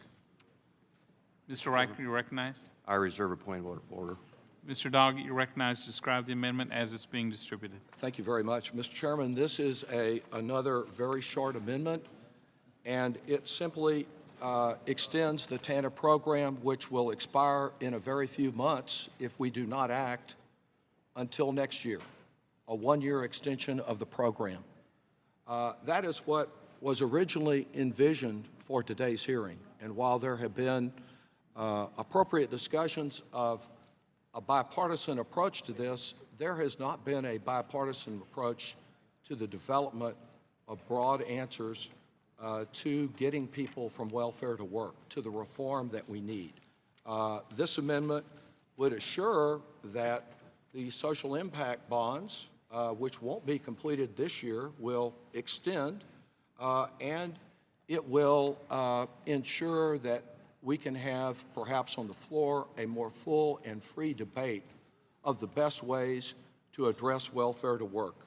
Those ways would include the bill that was introduced at the same time by Mr. Teaberry and Mr. Renacci and Mr. Ryan last summer, who heralded in a press release in July as a way to help Ohioans move from welfare to work. I salute that approach, which recognizes that work activities should include meaningful opportunities to get education and training so that those mothers are not dependent on selling their blood plasma or on a check from the government, but are out contributing to our society. There are a number of other measures that need to be addressed in the course of overall reform of our welfare laws. It's past time to do that. But one thing you can't do with welfare is to substitute talk fair and just talk about these problems. We need to deal with specific proposals like that Mr. Renacci and Mr. Teaberry introduced last year, and other ideas that those of us on the subcommittee have advanced, rather than cut off new ideas. It's not just this bill. This is a tactic being used on the opioid debate this week in the House as well. And so I would respectfully ask that we extend the TANF program for another year and explore some of the other issues along with social impact bonds that can help us meet the needs of the working poor and make them tax-paying, contributing, proud Americans. I yield back. Thank you, Mr. Riker. Mr. Chairman, I make a point of order to the amendment because it's not germane to the amendment in the nature of a substitute. The amendment violates House Rule 16, Clause 7, because it goes beyond the narrow subject matter of this bill, which is social impact partnerships.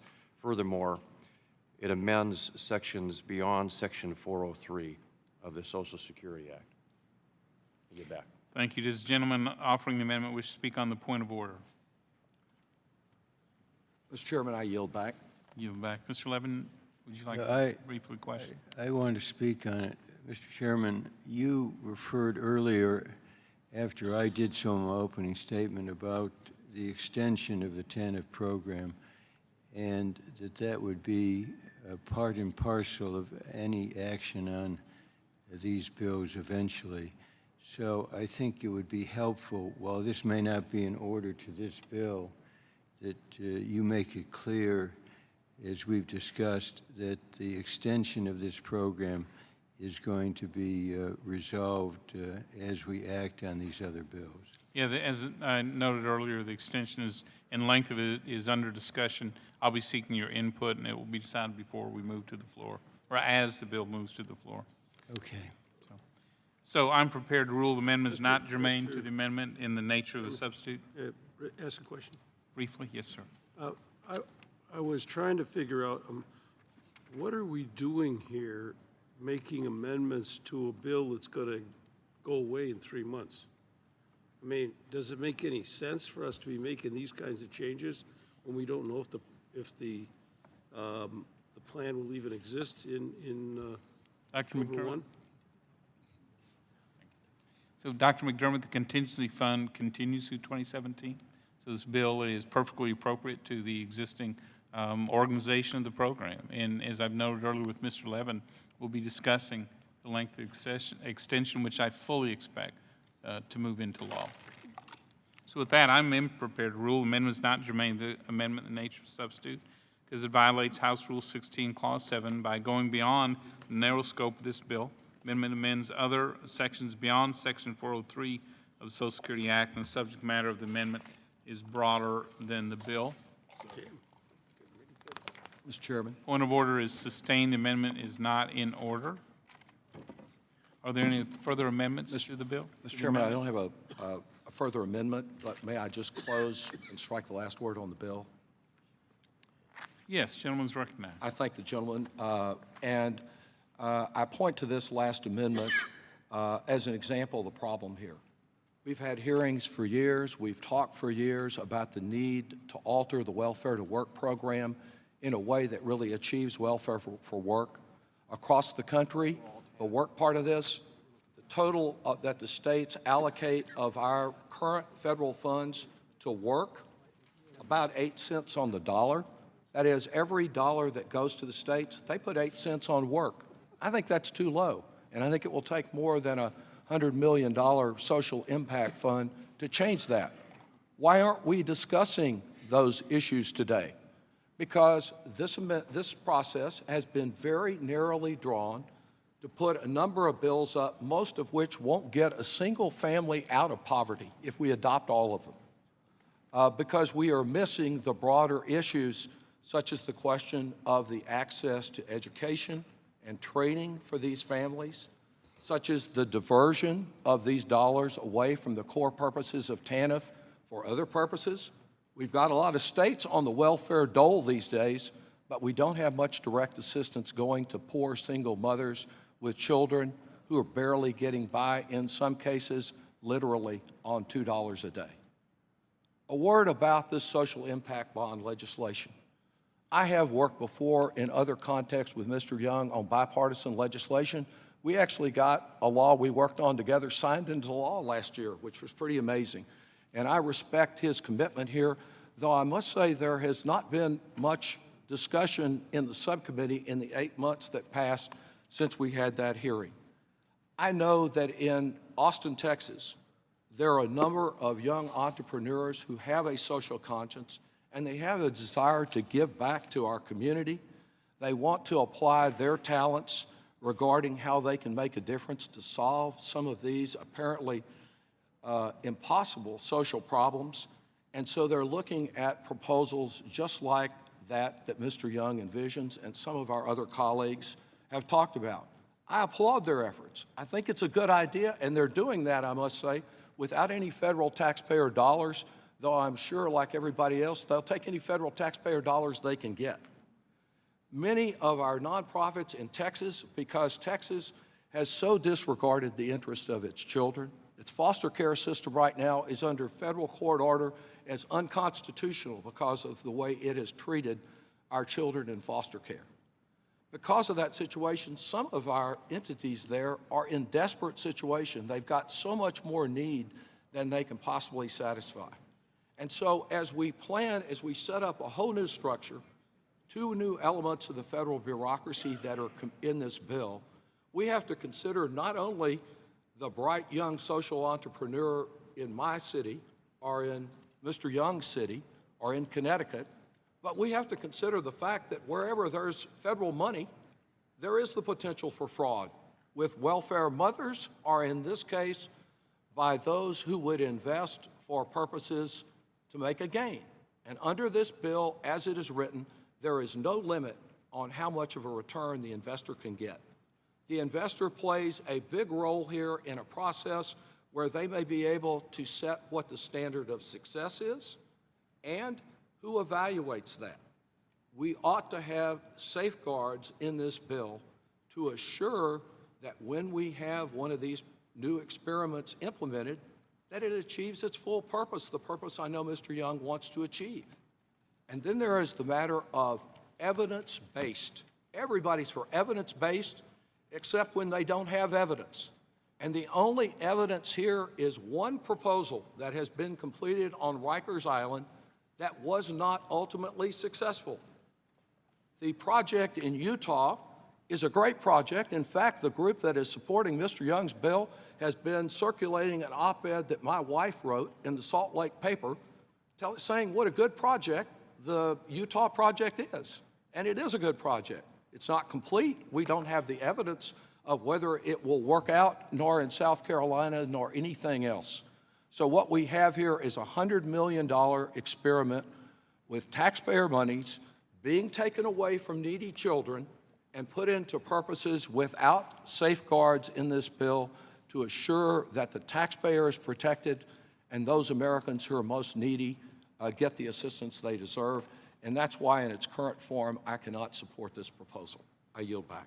Thank you. I would note, appreciate the good work of Mr. Young and Mr. Delaney really throughout the years on working on. This is an example of Republicans and Democrats looking at new ways to help people actually who are in tough situations become self-sufficient again. I think this is really an example of how both parties can work together, and I appreciate the good work that's been done there.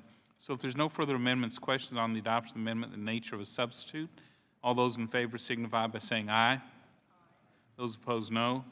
Opinion of the chair is the ayes have it. The amendment in the nature of a substitute is agreed to. I'll now recognize Mr. Johnson for the purpose of offering a motion. Mr. Chairman, I move that the committee favorably report H.R. 5170 as amended to the House of Representatives. Questions on favorably reporting the bill H.R. 5170 is amended to the House. All those in favor signify by saying aye. Aye. Those opposed signify by saying no. In the opinion of the chair, the ayes have it. The motion is agreed to, and H.R. 5170 as amended is ordered favorably reported to the House without objection. I ask the staff be authorized to make technical and conforming changes to the bill. Thank members, and that members have 2 additional days to file with the committee clerk supplemental, additional dissenting, or minority views. The next order of business, H.R. 2990, the Accelerating Individuals into the Workforce Act. I now recognize the bill's sponsor, Mr. Dole, for an opening statement. Thank you, Mr. Chairman, and I certainly want to thank you for bringing Accelerating Individuals into the Workforce Act before the committee for markup. The federal government spends more than $500 billion every year on anti-poverty measures. That's a significant devotion of resources, and yet while some progress has been made over the last 50 years, today there are still nearly 50 million Americans still living in poverty. Since the war on poverty began, we have gone from about 15% of our nation in poverty to about 14.6% today. Over the last decade, the number of Americans living in communities where at least 40% of the families live below the poverty line has nearly doubled to a historic high of 14 million. It's clear to me that our nation has a lot of work to do in combating poverty, and that's why it is so important that we take advantage of these bills that we have before us today to really advance fresh, reform-minded, innovative proposals to make progress and to help transform people's lives. Mr. Chairman, H.R. 2990, the Accelerating Individuals into the Workforce, is an innovative and locally controlled based way of putting individuals on a path towards self-sufficiency. This legislation takes $100 million from the TANF Contingency Fund and creates grants for states to conduct demonstration projects aimed at enabling low-income individuals to enter into and retain employment. States will partner with local businesses and come up with agreements on the best way to subsidize employees' wages up to 50% for 1 year. It's high time that we begin to realize that a cookie-cutter approach from Washington simply does not work. My legislation would break this mold by allowing local communities to control how TANF dollars are spent. This legislation begins by authorizing the Secretary of Health and Human Services to make grants to states for demonstration projects designed to enable low-income individuals to find and maintain work. This grant concept has been supported by a number of different groups, including Georgetown Center on Poverty and Inequity, and also the President's in his most recent budget proposal. Each grant is required to ensure that states set high standards for how the program will work, including how local governments will coordinate these projects with other efforts to help low-income individuals. I want to make it clear that none of these pieces of legislation before us today are the silver bullet. However, when they all work in conjunction, they are a positive step forward towards putting people on a path towards self-sufficiency. The legislation also contains performance outcomes to measure whether each project is successful. Each state that has a project needs to show data 6 months after each fiscal year on the number of participants, the amount that was paid, and the duration of the payments. States must also specify the number of no longer subsidized and fully employed participants after 6 months and then after 1 year. The point of these projects is to put people on the path to self-sufficiency by ensuring that these projects are working and we can guarantee our focus is on productive concepts. This legislation also calls on states to work with independent evaluators to determine if the project is indeed successful. Partnership has no place in these projects. It's time that we put partisanship has no place. It's time that we put people before the politics here in the United States government, give them the opportunity that they are desperately seeking. Mr. Chairman, the common theme that I hear from my congressional district is that people feel that the federal government is frankly too inflexible and doesn't allow for customized ideas that work well in our communities back at home. As opposed to a top-down approach, Washington-designed programs, this legislation reflects an understanding that each community is different, with different barriers to overcome in order to help struggling individuals find employment. I've met with constituents who have utilized public-private partnerships similar to the ones that we've called for in this bill to better themselves. Just this last year, Lavelle Brown, a gentleman from my district, a young man who found himself without a plan after graduating from high school and not finding some success, enrolled in Youth Build Lake County, an innovative organization fighting poverty, working from within each community. And Lavelle learned a way to find a career in construction and is now employed full-time with dreams of becoming his own company owner at some point in time. Similar partnerships were established with a local business and Cristo Rey St. Martin College Prep, which requires students to work for local businesses to help pay for tuition. This ensures that students can get an excellent education while putting their skills to work for local businesses. This is the idea of a win-win program. And so I want to, again, commend those that have helped support this bill. I think it's a common-sense piece of legislation and would encourage passage of H.R. 2990. Thank you. Mr. Levin, you are designated now recognized for an open I yield statement. to Mr. Davis. Thank you, Mr. Chairman. Thank you, Mr. Levin. This bill proposes $100 million from TANF Contingency Fund for demonstration projects on subsidized employment programs. Democrats have proposed subsidized employment TANF for years. My friend and colleague from Wisconsin, Gwen Moore, initially proposed allowing subsidized employment in TANF via her RISE Act many years ago. I embraced the idea in my Responsible Fatherhood bill and proposed repurposing the contingency fund for subsidized jobs as does the bill before us. I am indeed pleased that my colleague from Illinois, Mr. Dole, has introduced this bill today that we are discussing. Given the success of the Put Illinois to Work program and other such programs that use the TANF emergency funds to establish effective subsidized employment, the TANF emergency funds created 260,000 jobs nationally. In Illinois, it directly created over 26,000 jobs, helping close to 5,000 employers in the state. Research on the TANF subsidized employment programs document that these programs increased employment and earnings both while individuals worked in a subsidized job as well as the program ended. Also, states were able to operate these programs that provided tremendous benefit at very reasonable cost. Good subsidized employment programs have three characteristics that make them an attractive part of TANF. One, they're able to increase employment quickly. They help some of the individuals who face the greatest challenges enter the workforce and stay there. And when funded on a large scale, they can help boost local economies. Of course, participants in subsidized employment programs should never replace unsubsidized employment. Mr. Doggett has worked diligently to ensure that these programs will not replace any current workers. One particularly effective approach to helping people move into employment is to partner with employers to provide needed supports and on-the-job training to help workers succeed and advance in their jobs. I plan to offer an amendment to set aside 15% of the funding in this bill for these career pathways programs, and I hope that the majority will accept it. If we're truly committed to helping families work their way out of poverty, we will need to use all the tools at our disposal.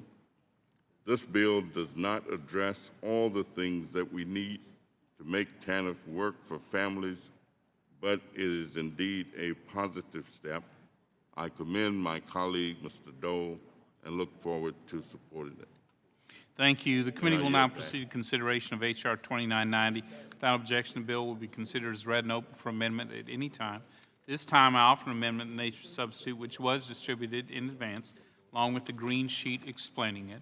Without objection, the amendment in the nature of a substitute shall be considered as read, open for amendment at any point and considered base text for purposes of amendment.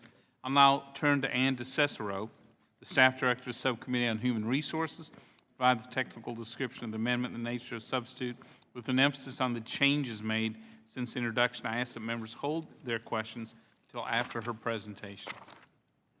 Thank you, Mr. Chairman and Ranking Member Levin. H.R. 2990, the Accelerating Individuals into the Workforce Act, encourages employer-led partnerships to help move people from welfare to work. Under this bill, up to $100 million is reserved from the TANF Contingency Fund to subsidize the wages of TANF recipients for up to 12 months. No more than 50% of the wage for a TANF recipient can be subsidized using funds from this bill. High-quality evaluations are required and would be used to determine whether these public-private partnerships were effective. As reflected on the green sheet distributed yesterday, the Chairman's amendment in the nature of a substitute modifies H.R. 2990 as introduced by clarifying eligible participants are receiving TANF or are a non-custodial parent of a child receiving TANF. It also applies the same reporting metrics in place for other job training programs about entry, retention, and advancement. It also pushes the effective date from October 1, 2015 to October 1, 2016. Mr. Chairman, that completes my walkthrough, and I'm happy to answer any questions. Thank you. Are there any questions about the amendment in the nature of a substitute? Does any member wish to strike the last word? I have a question for Oh, yes, Mr. Doggett, you're recognized. Thank you, Mr. Chairman. The type of program that is envisioned here, do any states currently have those kind of programs, or have they had them? Thank you, sir. States currently can operate programs like this using their TANF funds and using, they can also do it to combine their food stamp benefit and TANF funds to provide a wage subsidy. And how many do that already without this measure? None that I'm aware of. Part 9? No, none that I'm aware of. None have taken the opportunity under existing law. Correct. We talked on the last bill about evidence-based approach. Is there an evidence-based example that you can give me of a state who's done what this bill proposed, that it worked and it kept people in long-term employment rather than just for the period of the subsidy? We have examples, feasibility studies that we referred to in the past debate that have shown this as a way to provide on-the-job training. In 2012, this Congress also provided a similar approach in the unemployment insurance system based on research in that space. So there's not evidence, but there's a study showing that it might work. There is evidence. I apologize for... This is some past program that reached fruition, and a substantial number of the people that were on the subsidy were able to get a long-term job? States have, on a small scale, experimented with this idea. Okay, well, if you do a program just like is envisioned here, what would you expect would be the percentage once the subsidy ends that will be able to secure longer-term employment? Under this bill, $100 million is provided in 2017 for this to hopefully jumpstart the process of employing this approach more across the country in a more widespread effect. We've done this in similar ways in other programs where we have provided specific seed money to encourage adoption of a particular intervention. Do you believe that there is any program similar to that envisioned here that any state has had where more than 1 out of 4 of those who participated in subsidized employment had a job after the subsidy ended? I'm not familiar with all of the research, sir. Thank you. Does anyone else wish to ask a question? Yes, sir, Dr. McDermott. As I read the bill, I'm looking for what these programs can be, and what I suppose you're talking about is the states having some money, and then they can contract out to somebody to produce a program that will work. Is that correct? Under this bill, an employer could partner with a state government to hire TANF recipients and receive a subsidy of up to 50% of that individual's wage. So it could not be used, none of this money could be used to put a worker into a for-profit school and pay their tuition as a part of the effort to get them able to take the job for the employer. Correct. This bill is about subsidizing employment, So it's not education. It's money that goes to the employer. And how long does the person have to last on the job? There's an amount limit.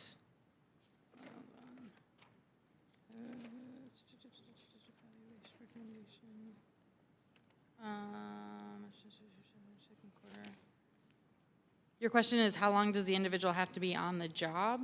Yes, I To mean. receive it or to? He hires someone. Yes. And he gets a subsidy from this program to keep that person on the job. How long does it have to be? Can it be, suppose he has a short-term project, he hires a bunch of people, they're there for three months, and then he fires them all. But he got a subsidy out of the state to help him do whatever it is he's doing, his business. Would that be allowable under this? Under the bill, the state would design the program, and the only limitation, I'm sorry, it cannot exceed 12 months. They can't be kept on this program for more than 12 They months. cannot receive the subsidy for more than 12 months. Okay. But they can, it could be less than that. So they could get the money in for 3 months and then out they go. Yes. It's a relationship between the employer, the state, and the recipient. So the federal government there'd be no oversight by this committee on this program. It's just handing money to states to do as they see fit. Under this bill, an evaluation is required for each state program that is operated using the funds, and HHS is required to submit a report to the committees of jurisdiction about the results of those evaluations and make suggestions for future policy changes. And employers are private sector only, or can they also be state agency? No, it doesn't specify. Doesn't specify. So the state of Tennessee could get one of these grants and hire 100 people to work in their road crew for 6 months during the summertime fixing the roads, and then put them out of work at the end. They would have used the subsidy for that purpose. Is that So under the state program that they would operate is about employing, retaining, and advancing individuals. And the metrics that hold this program accountable are about those three things. And so operating a program that doesn't contribute to the entry, retention, and advancement of a TANF recipient would not be permissible under this bill. So there's no way a state could game this system to use this to fix problems in their own state. I can only comment on what is directly allowed under this bill. Thank you. Are there any other questions about the amendment and the nature of a substitute? Does anyone wish to strike the last word? Are there any amendments to the amendment, the nature of substitute? I have two amendments, Yes, Mr. Chairman, and the first one is the one concerning, I believe one of them is going to be acceptable, but the first one concerns priorities. So, Mr. Doggett, are you offering these amendments en bloc together? No. Oh, I'd be glad to have them accepted in block, but it'll take less time. But I actually believe that would be achievable. That'd be great. If you may I explain to the committee what the amendments are? Let's do this. Let's do the first one. Is which one? The first one is the priority. So Mr. Dogg's recognized for the purpose of offering his amendment. The First Amendment is a very short one. Both of them are very short. The First Amendment simply provides that the Secretary of Health and Human Services, in evaluating these applications for the $100 million, give priority to those states that are helping themselves, that are already out there trying to do something about child care and about work. That's what, when we sat in this committee room 20 years ago and approved TANF, TANF was supposed to do. In fact, Dave Camp, who later became chairman, said at the time of that debate, this funding is extremely important in allowing families to work while ensuring their children receive the proper care. And Clay Shaw, who was the chairman of the Human Resources Subcommittee, said the answer to welfare reform very clearly is to get people out of poverty, to get them in jobs, to give them incentives, to give them child care. Unfortunately, in the 20 years since then, we find states are only allocating about a nickel and a dime out of every dollar they receive in federal TANF money to child care, and less to work. And so this is just to provide a small incentive to say, look to those who are already working in this area, give them an added incentive. This child care problem is a very serious one. I think Mr. Crowley can speak about it at greater length because he has focused on affordable child care, but it's extremely expensive to provide quality child care. And when you have a mother that's going to move into a short-time subsidized job at perhaps minimum wage without child care, she does not come out ahead. Even above the minimum wage. There are nearly 11 million children under the age of 5 in need of child care. I believe that there's some challenges with this subsidized work approach. We're taking $100 million again out of TANF and putting it into a program that really doesn't have an evidence base, that you can't point to a program that has been successful where there wasn't gaming of the system and where a substantial number of the participants found full-time employment. But rather than attempt to block the program, all I seek to do with this amendment is just say, give priority to the states that have shown they have a commitment to child care and to work.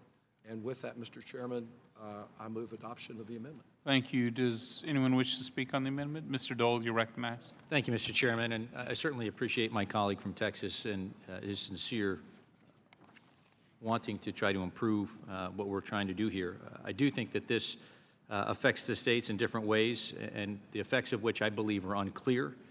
It also does not define the term substantial, which I think is also a potential problem, and therefore I would like additional time to review the impact of how this would ultimately impact the underlying bill.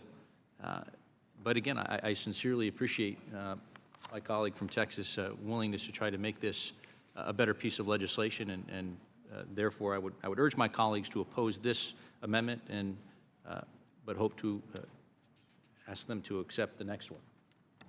Thank you. Yield back. Mr. Crowley, you're recognized.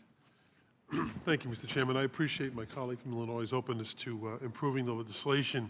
I think that's what Mr. Doggett's amendment is attempting to do and would do if it were accepted by the majority. So with that, I do move to strike the last word on the Doggett amendment. Mr.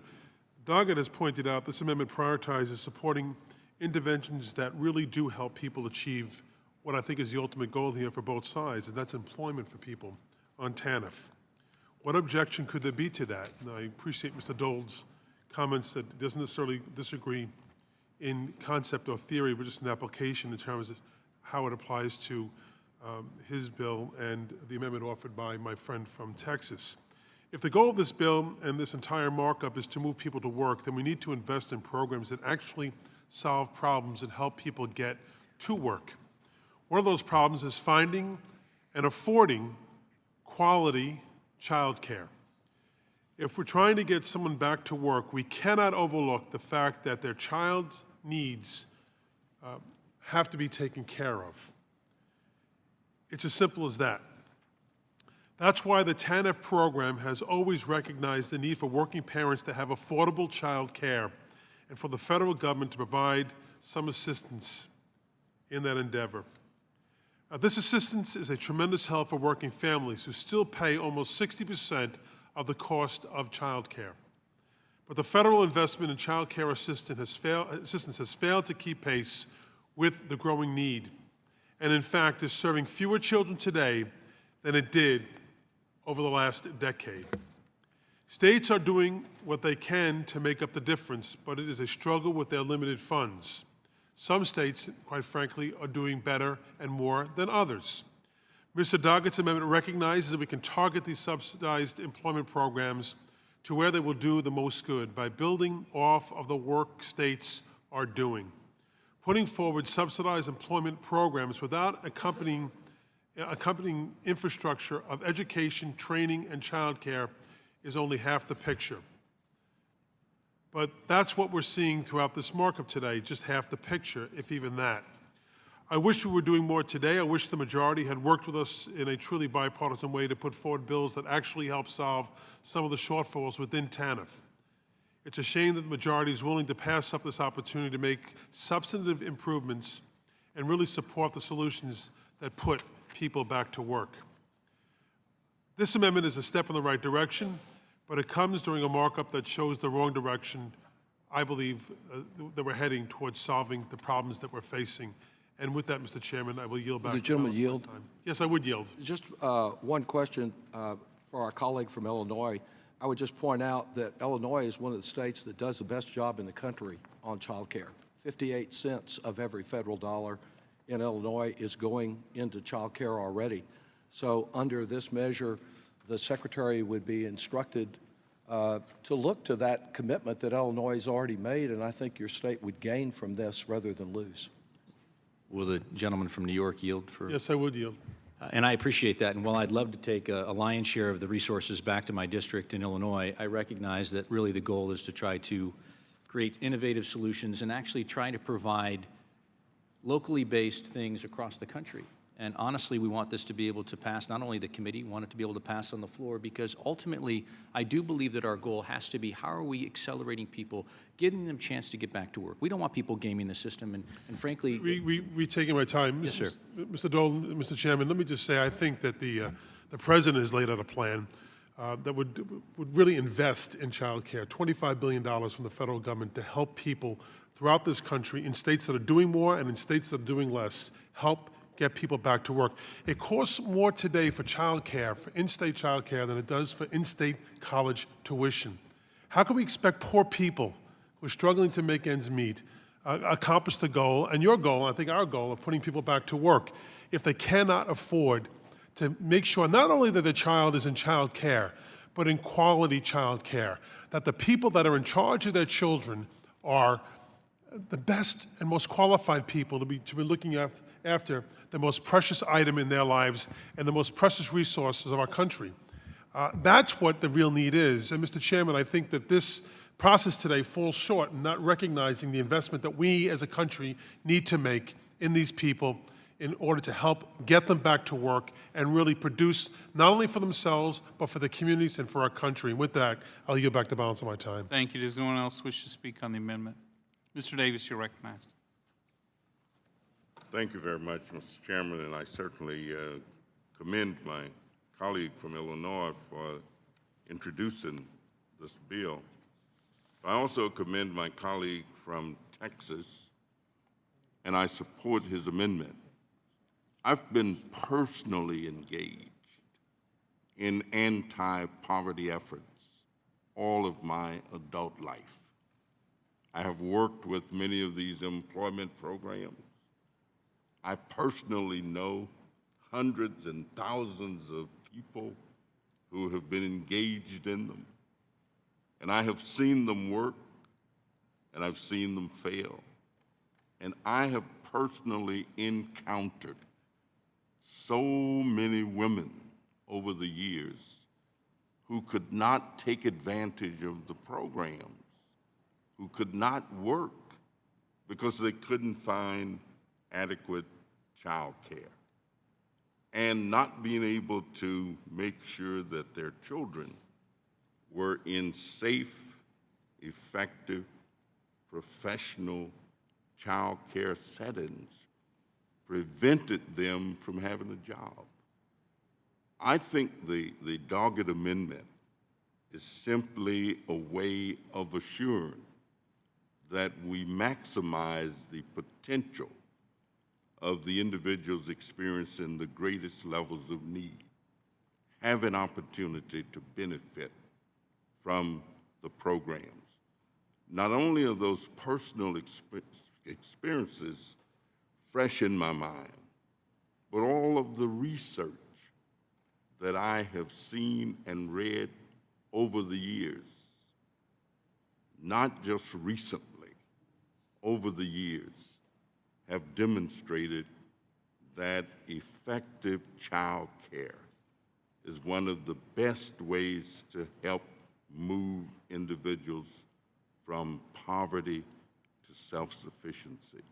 So I would urge my colleagues to support the dogged amendment.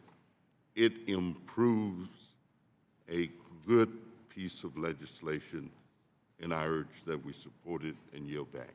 Thank you. Does anyone else wish to speak on the amendment? I would note,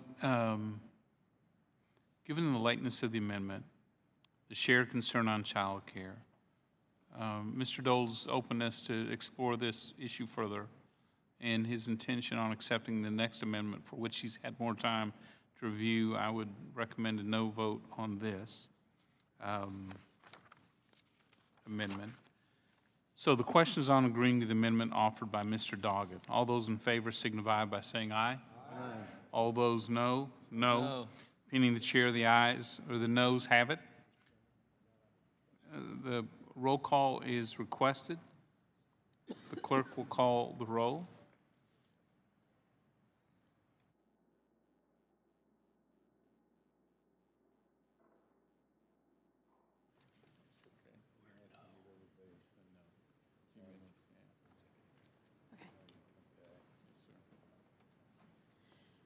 Mr. Johnson? No. Mr. Johnson, no. Mr. Nunez? Mr. Teaberry? Mr. Reichert? Mr. Reichert, no. Dr. Bustani? Mr. Roscom? Dr. Price? Mr. Buchanan?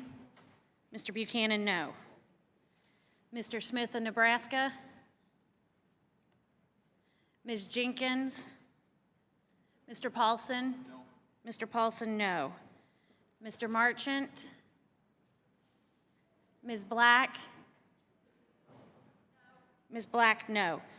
Mr. Reed? Mr. Young? Mr. Young, no. Mr. Kelly? Mr. Renacci? Mr. Renacci, no. Mr. Meehan? Ms. Nome? Ms. Nome, no. Mr. Holding? Mr. Holding, no. Mr. Smith of Missouri? Mr. Smith, no. Mr. Dold? Mr. Dold, no. Mr. Rice? Mr. Rice, no. Mr. Levin? Mr. Levin, aye. Mr. Rangel? Aye. Mr. Rangel, aye. Mr. McDermott? Mr. Lewis? Aye. Mr. Lewis, aye. Mr. Neal? Aye. Mr. Neal, aye. Mr. Becerra? Mr. Doggett? Aye. Mr. Doggett, aye. Mr. Thompson? Aye. Mr. Thompson, aye. Mr. Larson? Mr. Larson, aye. Mr. Blumenauer? Mr. Kind? Mr. Kind, aye. Mr. Pascrell? Mr. Pascrell, aye. Mr. Crowley? Yes. Mr. Crowley, yes. Mr. Davis? Mr. Davis, aye. Ms. Sanchez? Ms. Sanchez, aye. Mr. Nunez? Aye. I'm sorry, no. Mr. Nunez, no. Mr. Teaberry? Mr. Teaberry, no. Dr. Bustani? No. Dr. Bustani, no. Mr. Roscom? No. Mr. Roscom, no. Dr. Price? No. Dr. Price, no. Mr. Smith of Nebraska? No. Mr. Smith, no. Ms. Jenkins? Ms. Jenkins, no. Mr. Marchant? No. Mr. Marchant, no. Mr. Reed? Mr. Kelly? Mr. Meehan? Mr. Meehan, no.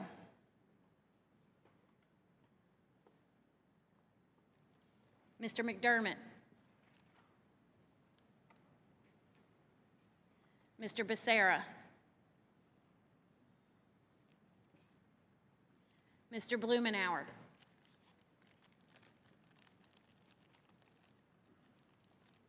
Chairman Brady? No.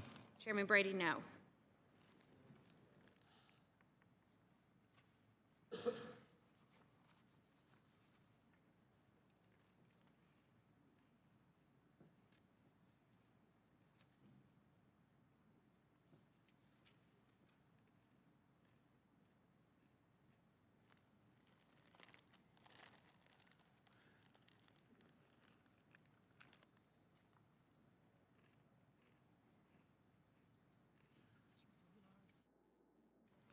Mr. Blumenauer, do you wish to be recorded on the amendment by Mr. Doggett? Mr. Mr. Blumenauer? Mr. Blumenauer, aye.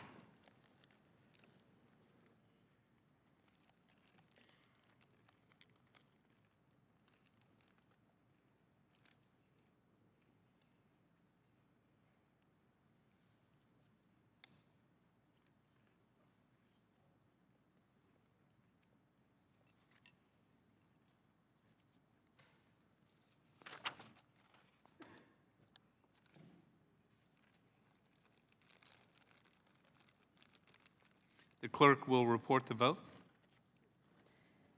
13 yeas, 22 nays. There being 13 ayes and 20 noes, the amendment is not agreed to. Are there additional amendments to the amendment in the nature of a substitute? I think I finally found one you can support, Mr. Chairman.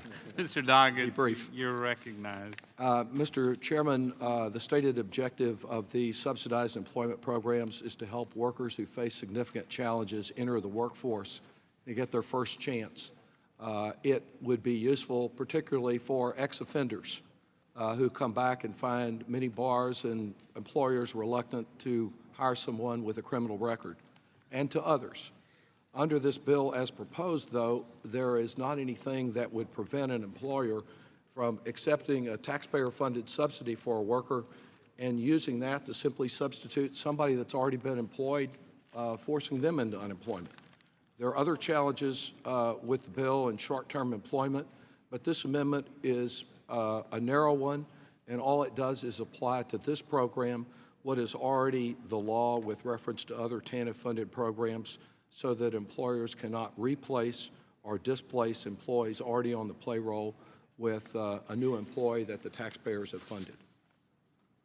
And as with the existing law, it also provides a process through which an employee can express their concern, a grievance process, if the rule is violated. I yield back. Thank you. Does anyone wish to speak on the amendment? Mr. Dole, the author, is recognized. Thank you, Mr. Chairman. And as I referenced before to my colleague from Texas, I certainly appreciate his willingness to work on this and improve the bill. And Chairman, I would support this amendment. This amendment includes similar language that's already existing in the TANF program, and it ensures that it applies to this underlying bill. Specifically, it ensures that participants in a subsidized job program funded under this bill would not replace a current employee or a worker recently laid off.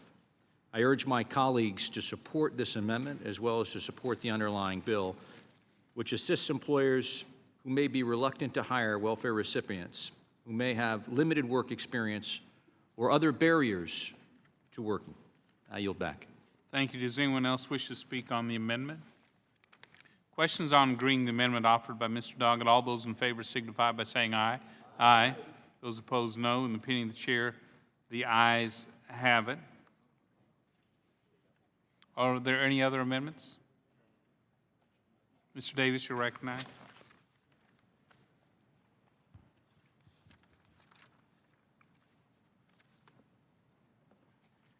Thank you, Mr. Chairman.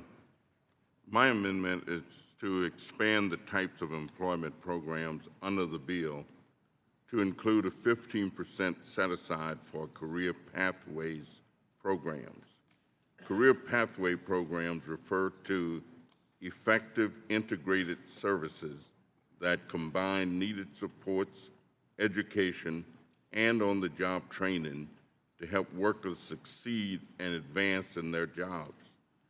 During the hours of witness testimony on TANF this season, witnesses have discussed a range of effective programs to help them gain the training and skills needed to succeed, some being subsidized employment and others being career pathways programs. For example, sectorial training is one type of career pathway program that focuses on training workers for high-speed, high-demand jobs in a state that pay well. Oftentimes, these programs unite community colleges and businesses to train in a pipeline of high-quality workers for high-quality jobs. Studies show economic benefits of sectorial training. The Wisconsin Sectorial Training Program that randomly assigns unemployed workers to evaluate the program outcomes found that after 2 years, sectorial training workers experienced a 24% increase in average earnings over the full 2 years, a 46% increase in likelihood of having worked a job that pays at least $11 an hour in the previous 2 years, an 18% increase in likelihood of having worked a job offering benefits in the previous 2 years, and increased earnings due to increased pay, not due to increased hours working. Similarly, a study by the Mott Foundation showed that participants who were randomly assigned to sectorial training earned 18% more than workers in the traditional find a job on your own approach. My amendment would give states greater flexibility in meeting the training needs of their TANF workers by reserving 15% of the total funds to use for career pathway programs. That way, states that have invested in these programs can also benefit from reproposing the TANF contingency funds as well. I would urge support for this amendment, Mr. Chairman, and yield back. Thank you. Does anyone else wish to speak on the amendment? Mr. Dole, the author, you're recognized. Thank you, Mr. Chairman, and I certainly want to thank my good friend and colleague from Illinois for offering this amendment. He knows and has worked diligently to try to address poverty and knows the key to reducing poverty, I believe, is to get people into a good, high-paying job.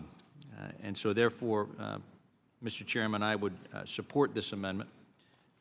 It will improve worker training and address critical skills gaps that align with the needs of industries. This amendment also further aligns workforce development initiatives with other federally funded job training programs, helping to mitigate duplication and provide streamlined services to Americans most in need. I urge my colleagues to support this amendment as well as to support the underlying bill, which will enhance employer engagement, strengthen public-private partnerships, and help move more individuals from welfare to work. I yield back. Thank you. Does anyone else wish to speak on the amendment? Questions on agreeing the amendment offered by Mr. Doggett. All those in favor signify, Mr. Davis, all those in favor signify by saying aye. Aye. Those opposed, no. Being chair, the ayes have it. Are there any other amendments to an amendment in the nature of a substitute? If there are no further amendments, questions on the adoption of an amendment in the nature of a substitute as amended. All those in favor signify by saying aye. Those opposed, no. In the opinion of the chair, the ayes have it. The amendment in the nature of a substitute as amended is agreed to. I'll now recognize Mr. Johnson for the purpose of offering a motion. Mr. Chairman, I move the committee favorably report H.R. 2990 as amended to the House of Representatives. Questions on favorably reporting the bill H.R. 2990 is amended. All those in favor signify by saying aye. Aye. Those opposed signify by saying no. The opinion of the chair, the ayes have it. The motion agreed to in H.R. 2990 as amended is ordered favorably reported to the House. Without objection, I ask the staff be authorized to make technical and conforming changes to the bill, and the members have 2 additional days, to file with the committee clerk supplemental, additional, dissenting, or minority views. Our next order of business, H.R. 2959, the TANF Accountability and Integrity Improvement Act. This time I'd like to recognize the bill's sponsor, Ms. Noem, for an opening statement. Thank you, Mr. Chairman, and I'd like to thank you for holding this markup today. It's been a decade since we've evaluated the TANF program, and by considering these bills today, we take an important first step in reauthorizing and reforming this program. So today I'm proud that the committee is marking up my bill, H.R. 2959, the TANF Accountability and Integrity Improvement Act. This bill will close a loophole in the TANF law that require states to be more transparent in their TANF spending. Under the TANF program, states are required to spend a certain amount of their own money in order to receive the full federal TANF block grant. They also have to make sure that 50% of recipients engage in work-related activities, which would include work, searching for work, or training for work. There are opportunities to reduce that work requirement if the states commit more of their own money than the federal government requires. But some states are artificially inflating their state spending, and in turn, they're improperly lowering their work requirement thresholds, sometimes all the way down to 0. It works like this. In calculating their total state TANF spending, states are able to include spending by third-party entities like soup kitchens, after-school programs, and even a monetary value for volunteer hours. This third-party spending artificially drives up how much a state appears to be spending. In other words, these states can fall short on their TANF commitments. They may miss the mark in terms of the number of recipients engaging in work-related activities, still get the full federal TANF block grant. My bill, the TANF Accountability and Integrity Improvement Act, would close this loophole. It would prohibit states from counting third-party spending as state TANF spending within 3 years. The solution is crucial to ensuring states are investing their own money in welfare programs, not just relying on federal money. Now, the bill that we're marking up today is an amended version of my bill. This version would freeze third-party spending at 2016 levels to allow states the opportunity to gradually reduce third-party spending over the next few years. And Mr. Chairman, I support your amendment in the nature of a substitute because it's certainly preferable to what we have today, the status quo. However, I'm not sure the amendment goes far enough. When states exploit loopholes to capitalize on federal taxpayer dollars, they're not acting really within the spirit of the law. And it's unfair to states like South Dakota that do. I urge my colleagues to support the bill in front of us today, and I also urge them to support the amendment because the status quo certainly is not acceptable. And I think that we can look into the future and work together on a bipartisan basis to close the loophole in the future. With that, Mr. Chairman, I yield back. Thank you. At this time, I recognize Ranking Member Levin for an opening statement. I'll say this very briefly. Mr. Doggett, do you want to speak on this? I'd be glad to. Okay, let me just say, this is a step in the right direction, but modestly, but not nearly enough. And as we further discuss in the years ahead, making TANF work better, this is one of the issues that we will have to consider. And I think the states that are now, not meeting their basic obligations in terms of maintenance of effort should take notice from this effort that they're going to have to change practices. I'll yield the balance over time to Mr. Doggett. Thank you very much. I applaud Ms. Noem for her effort, and I applaud her original bill. It grows out of work in our subcommittee that found something close to fraud was going on in some states. I thought Texas was perhaps the least caring of its children, but I found out that Georgia managed to do us better in not caring.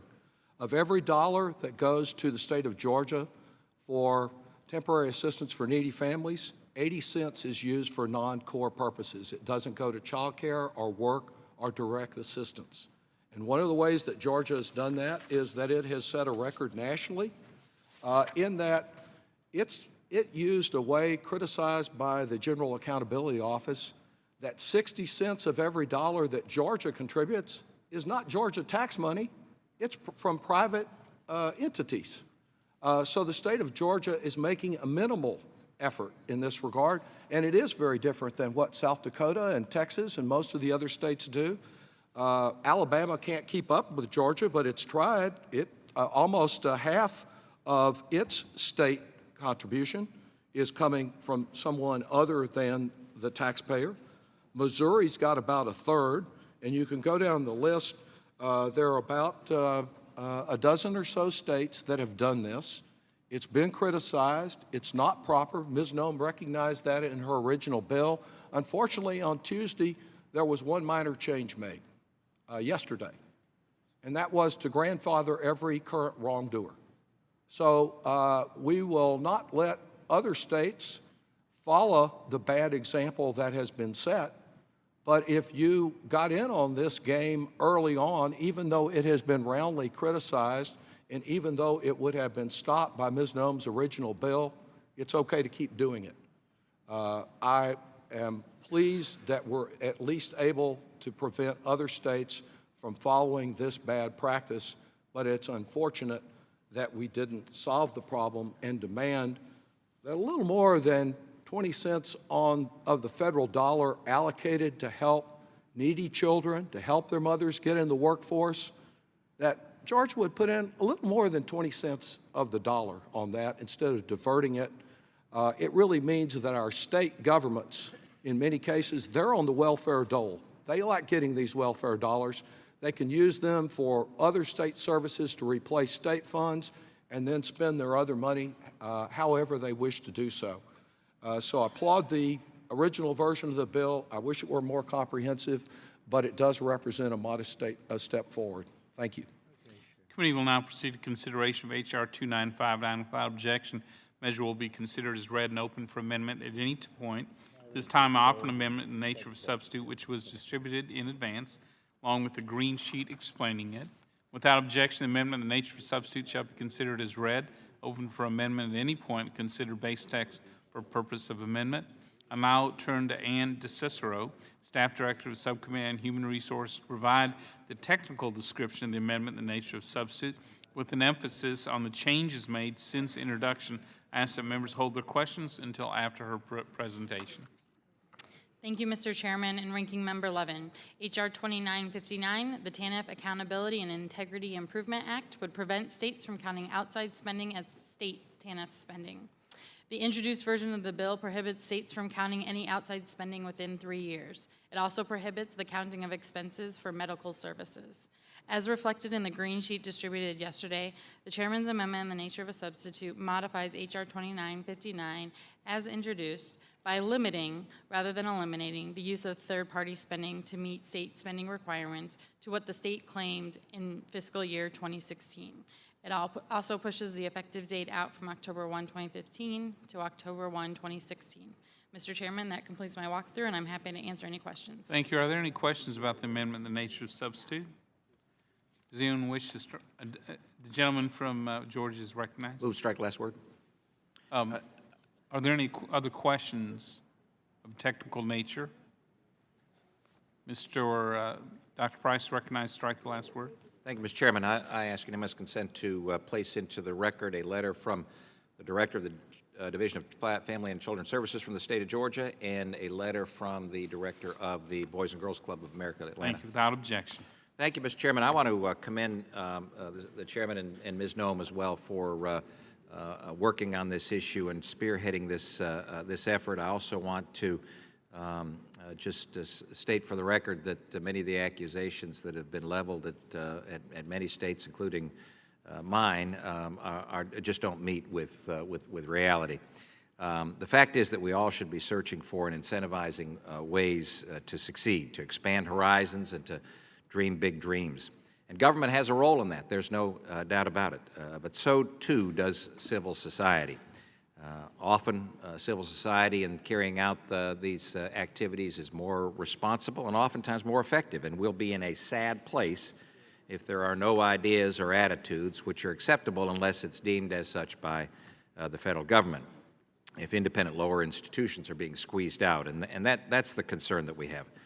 A premise that says that faith-based groups or community groups or neighborhood groups ought not to be supported equals a flawed premise. So we ought to be encouraging third-party nonprofit organizations to be directly involved with the promotion of social welfare. It's something that third-party TANF maintenance of efforts strongly supports.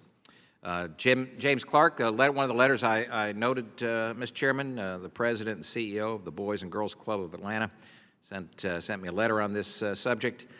Local Boys and Girls Clubs chapters work diligently as third party in serving TANF-eligible youth and their families. He stated in his letter, quote, positive examples of how states can bring direct service providers, community-based organizations, NGOs to the table with contracts for services that require meaningful cash matches toward the contracted services can be exemplified right here in Georgia.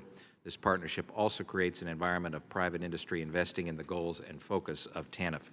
Further, we do feel, again quoting, we do feel that the continuation of incentive recognition and value placed on continuing allowable third-party partners to directly work with the state is a solid business model for effective and efficient use of public funds and speaks to the true meaning of public-private partnership. A government should not and cannot do it all themselves. Again, government cannot and should not do it all themselves. As I mentioned, Bobby Cagle, who's the director of the Georgia Division of Family and Children's Services, supports this as well, stating, quote, in Georgia we have used third-party TANF maintenance of effort to develop robust partnerships with community organizations across the state, especially food banks and after-school programs, including Boys and Girls Clubs, YMCA, et cetera. Thousands of clients who have needed the help of food banks or after-school services have benefited from these partnerships. Mr. Chairman, these are programs that we all know about, care about, contribute positively to our communities and to the lives of so many individuals. Boys and Girls Clubs, YMCAs, the kinds of organizations that we all support and all try to lift up and build up. So I believe that the elimination of the practice of third-party TANF maintenance of effort would have negative fiscal impacts, not just on states, but also would sever the partnerships with food banks and other organizations, after-school organizations and the like. So I have no doubt that this committee is dedicated to ensuring the proper implementation and oversight of the TANF program. All of us on this committee want the TANF program to be one that is accountable and that works as it was intended and that doesn't allow anyone to game the system. However, I don't believe that third-party MOE is problematic. Instead, it is my strong belief that third-party maintenance of effort saves state taxpayers money and encourages nonprofits to engage in the delivery of social services, both laudatory goals in my estimation. So I want to once again commend Ms. Noem for bringing this issue forward, commend the chairman for making certain that we address this as well, urge support of the bill, and yield back. Does anyone else wish to strike the last word? Ms. Noem, you're recognized. Well, thank you, Mr. Chairman, and I want to thank Dr. Price for his comments. I agree with him, and I want to be very clear that I believe public-private partnerships are very valuable and important. It's great to have the private sector engaged in the business of helping people, but we do need to draw a line on leaning too heavily on those partnerships and allowing states to get around the requirements that they have under the law in requiring work-related activities. We ultimately don't want to lower the number of people who are engaged in work or getting training engaged in work, and that's how some of these states are utilizing the statute. So, Mr. Chairman, our goal is to increase the number of people who are transitioning from welfare to work. We want them to get off the programs. And right now, the way it's being utilized in several states across the country, third-party spending is running completely counter to that. So as I said in my opening statement, I intend to support the chairman's amendment to my bill because I believe it's important to act on this issue immediately. But as we go forward with entitlement reform, I'm hopeful that my colleagues will be encouraged to help me permanently end the ability of states to utilize third-party spending in order to decrease their requirements in helping people get off welfare programs and back to work. I'll yield back, Mr. Chairman. Thank you, Mr. Pascal. You're recognized. Strike the last word. Mr. Chairman, can I ask a question to a member through you? I mean, the member doesn't have to answer the question, obviously, but can I? If you direct the question to the chair, we'll handle it from there. Yes. My question, I've listened very carefully to what Mr. Doggett had to say and what Ms. Noem had to say, and I can't agree with them more than I do right now. I think they've hit the target because private and public partnerships, which we really have agreed upon over the last 5-6 years, go a long way. But Ms. Noem says, let's get to the heart of the issue, and we ought to listen to what she's talking about. I'd like to ask my friend from Georgia, the state of Georgia, the question. If you directed the question to me, and we'll see how it goes from there. Question is this. What happened to the money that went to Georgia that did not go to the core programs and instead evaporated? Since you're from Georgia, and since I've heard your austere, and I don't say this sarcastically, your austere comments on many, many issues, I would think that you would be interested to tell us, and I'm sure you examined it yourself, what happened to the money. You've heard the figures from the gentleman from Texas. It was very, very clear. And my state has done a poor job along those lines, too. And I asked the question to the governor, when he confined him, the same question, because that's almost like fraud. We vote the money categorically to these programs, and there's basically about 10 basic programs on TANF. And, you know, we talk about what kind of programs we're going to deliver this money, and in conjunction with the states, since it goes through the state, where's the money in Georgia? Well, gentlemen would yield, Dr. Price. I think. Thank you. Gentlemen yield? Thank you, sir. Yeah. We would dispute those figures. My What understanding. is your figures? My understanding is that that over 65% of the money that allegedly doesn't go to child services actually goes to child welfare services, and in fact we are in Georgia increasing. We would suggest increasing the resources that are available to young people for after-school programs and through food banks and YMCA's and these are the organizations that all of us know about and love in our community. And we're utilizing those in addition to utilizing, as I say, 65% plus of the resources for child welfare So you're telling us today, services. through the chair, you're telling us today that you are satisfied with the accountability of the money that's federal money that's gone to Georgia in terms of the programs that we're talking about today. We've been talking about them since 10 o'clock. Will gentlemen yield? Yes, sir.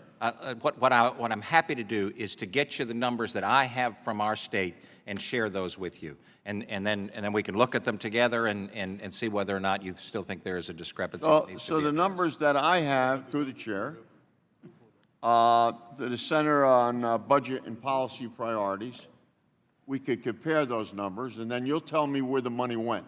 Be happy to. Sure. Thank you, Mr. Chairman. Thank you. I appreciate that. Thank you. Does anyone else wish to strike? Chairman. Last word, Mr. Doggett.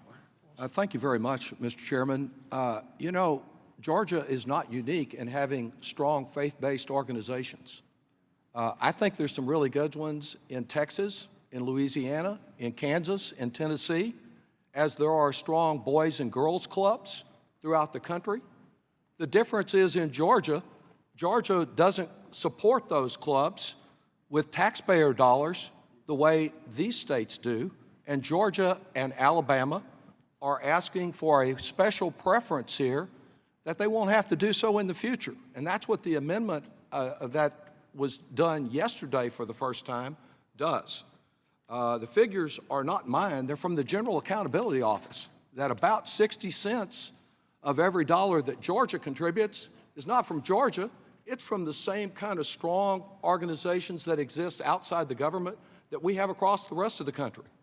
And what this amendment to protect Georgia and Alabama does is give them an advantage over every other state in the country that is not doing this. It says you can keep on doing this, but the other states that I've mentioned from both sides of the aisle, they can't do this.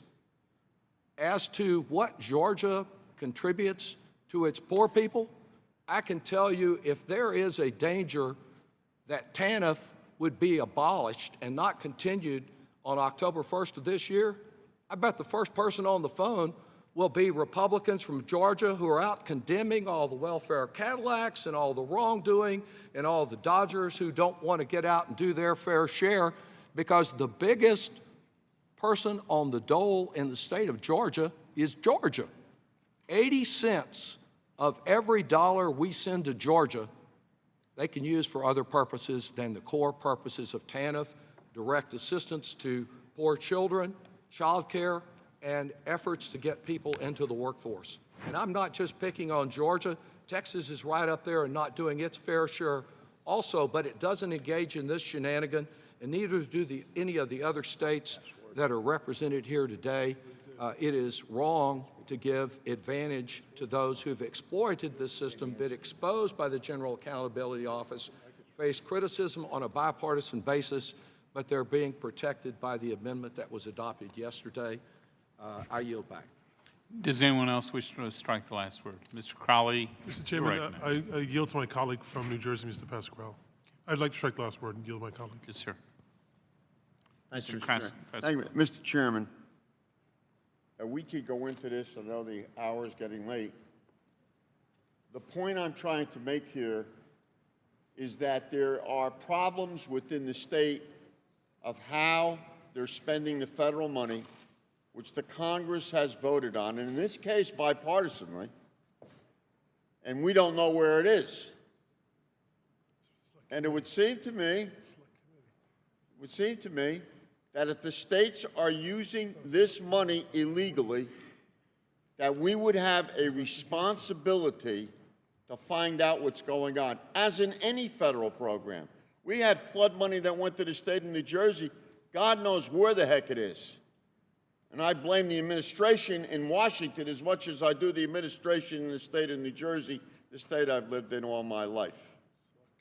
So the point that I'm trying to make here is that's a pretty serious thing to me, Mr. Chairman, and I know you care about where dollars are spent. I mean, we fight amongst ourselves about how much money. We don't fight amongst ourselves enough to find out where the money is being spent and how it is being spent, and if it is being spent on the things that it was voted on, authorized to do so by that particular state government. This is serious if what we're saying is true. And, you know, Mark Twain said, get your facts straight, and then you could distort them all you want. The candidates for running for president should have listened to Mark Twain. But I'm saying to you, Mr. Chairman, I think this is serious enough for you to look into. I want to know where the dollars are being spent. And second of all, this committee deserves to know. Thank you, Dr. Price. You're recognized. Strike the last word. Thank the gentleman, and I appreciate the comments, and I understand the passion involved here, but I think it's incredibly important to appreciate that nobody is alleging that anything is being done illegally. What we want is to make certain that federal tax dollars get to the end user, get to the folks who need it most, and that we're accentuating and utilizing those dollars in the best possible way. I would suggest to you that one of the best possible ways we could do that is with third-party efforts like Boys and Girls Clubs, like YMCAs, and the like. But nobody is alleging, that I'm aware of, nobody is alleging that anything is being done illegally. If that's the case, then that's new information. And again, I look forward to working with the gentleman and stopping anything that's done illegally. Are there any, thank you, are there any amendments to the amendment in the nature of a substitute? If there are no amendments, the question is on the adoption of the amendment in the nature of substitute. All those in favor signify by saying aye. Aye. Those opposed, no. Being chair, the ayes have it. The amendment in the nature of substitute is agreed to. I'll now recognize Mr. Johnson for the purpose of offering a motion. Mr. Chairman, I move that the committee favorably report H.R. 2959 as amended to the House of Representatives. Questions on favorably reporting the bill H.R. 2959, as amended. All those in favor signify by saying aye. Aye. Those opposed signify by saying no. Being chair, the ayes have it. The motion agreed to, and H.R. 2959 is amended. Is ordered favorably reported to the House without objection. I ask the staff be authorized to make technical conforming changes to the bill and that members have 2 additional days to file. The committee clerk supplemental additional dissenting or minority views. Our next order of business is H.R. 2966, Reducing Poverty Through Employment Act. This time I'd like to recognize the bill sponsor, Mr. Smith of Missouri, for an opening statement. Thank you, Mr. Chairman. Mr. Chairman, I know we've been here a while, so I'll just make it pretty quick. What this bill does is virtually adds one extra purpose to TANF. The extra purpose is reduce poverty by increasing employment, entry, retention, and advancement. So basically, we're trying to reduce childhood poverty by creating jobs. A job is the best way for someone to leave poverty. With that, in 25 seconds, I've made my opening statement. Thank you, Mr. Smith, and I'll recognize Ranking Member Levin for an opening statement. You know, it's ironical we're going to add reducing poverty to TANF. At the same time, I read that it appears that the Republicans are now thinking of bringing up their budget by cutting programs that relate to poverty of children. One of the proposals apparently is to adopt what was done here to eliminate funding for the social services block grant. So I'm sorry Dr. Price isn't here, but I say it to everybody else. I just want to remind everybody what is the use of social services block grant monies. According to the latest, I think, information we have, 2013, 48% of Americans who benefited from SSBG services were children, and 10% of SSBG funding was used to provide child care to almost 4 million children in 30 states. So here we're going to be adding poverty reduction as one of the purposes, and apparently there is now a plan being discussed within the Republican conference that would bring up the budget by cutting programs that directly relate to children and help to reduce poverty for kids in the United States of America. So let's go ahead and add poverty reduction as one of the purposes of TANF that should have always been a purpose. But let's remember that the worst thing we can do after doing that is to be completely inconsistent when one brings up the budget if you're going to do that. I yield the balance of my time to Mr. Doggett. Well, there's certainly no objection to adding an aspiration to reduce poverty to this bill. Would that we were doing something to actually reduce poverty. Would that talk fair could substitute for welfare to work, because that's all we're getting today. There are not families, with the exception of the rate on the contingency fund, that can see any benefit from what's happening today. And since the gentleman raised the budget, it's appropriate, again, to look to the debate over this bill 20 years ago in 1996 when John Kasich was the chairman of the Budget Committee. And he said, the goal here is the people who are on welfare are going to be asked to get trained. We're going to give them a skill. We're going to educate them. And so today, out of $1 of federal resources going to the states, 8 cents is devoted to that purpose. And that, as much as anything else, people can try to condemn the war on poverty that Lyndon B. Johnson got underway here even before that. And certainly there have been shortcomings, though overall programs that were set up there like Medicaid, the Job Corps have done, Head Start have done a world of good to help people get out of poverty. And now the question is, can we take it to the next level? Can we learn from the failures and from the successes? And those of us who joined this committee in voting in favor of that welfare to work reform have to admit that it has not accomplished its objectives. There are still too many poor people in America today who have not been given that chance to work their way out of poverty, to cling and climb up that economic ladder from the first couple of rungs into the middle class. We have plenty of debates here where some are defending the middle class and some are defending those who are sitting up there perched on the top of the economic ladder, but not enough effort to speak up for those who are impoverished. And I believe the agenda that you just referenced in this budget shows how impoverished the approach of our colleagues is to responding to this very serious national problem. We need to elevate the debate and look for a way to help these folks help themselves and find a good long-term paying job and the dignity that comes with it. TANF is not doing the job, and this entire committee hearing and markup was structured to ensure that none of the good ideas to strengthen it, including the ones that were introduced last summer by Republican colleagues on this committee, can be considered today to do more than just aspire to do something about poverty, to actually do something about it. I yield back. Committee will now proceed to consideration of H.R. 2966. Without objection, the measure will be considered as read and open for amendment at any point. This time I offer an amendment in the nature of a substitute which was distributed in advance, along with the green sheet explaining it.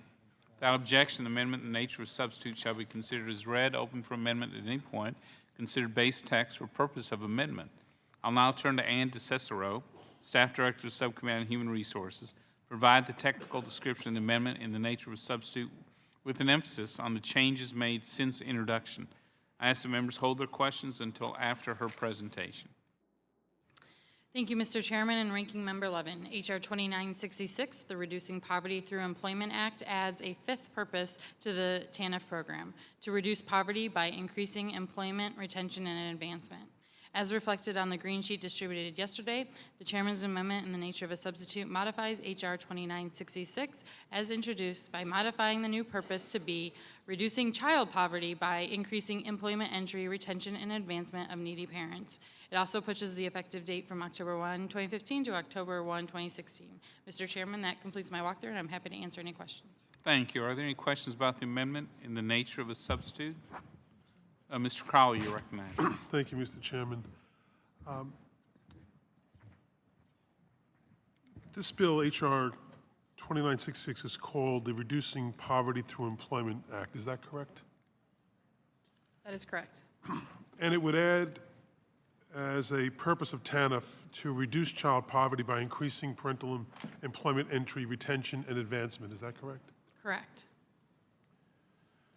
Okay, so increasing parental employment entry. So does it provide the needed increased investment in child care that actually lets parents enter employment? This bill makes adds a fifth purpose to the purpose of TANF. Does it add any additional money or resources or investment in child care that actually lets parents enter workforce? This fifth purpose reinforces the goal of reducing child poverty to the TANF program. Simple question, does it add any additional money? No. No, it does not. But we know the federal investment in child care falls short. There are thousands of children on wait lists for child care assistance all over the country. The parents want to go to work. They're trying to go to work, but how are they supposed to do that if the child care that they need is not accessible to them? That's not a question to you, it's more rhetorical, but a more direct question. Do any of the bills today increase child care funding? Right now, we're talking about HR 2966. Does this bill increase funding? No, it does not. To your knowledge, does any other bills increase funding? Do any of the other bills? 2966 does not. Well, I don't, Mr. Chairman, I don't think we were strictly have to answer questions specific on this bill. If that's the case, then I would have asked it for each bill that came up. So I have a couple more bills so we can ask more questions later. If that's the case, would you prefer to just answer the question, or do you want me to ask the question later? None of the bills today have funding attached to them, So in other words, they do not increase funding for child care at all? because none of the bills have any funding attached to them. And they don't? Yes, thank you. How can we increase parental employment entry, let alone retention advancement, if we're not investing in the accompanying tools that make that possible? Again, it's a rhetorical question.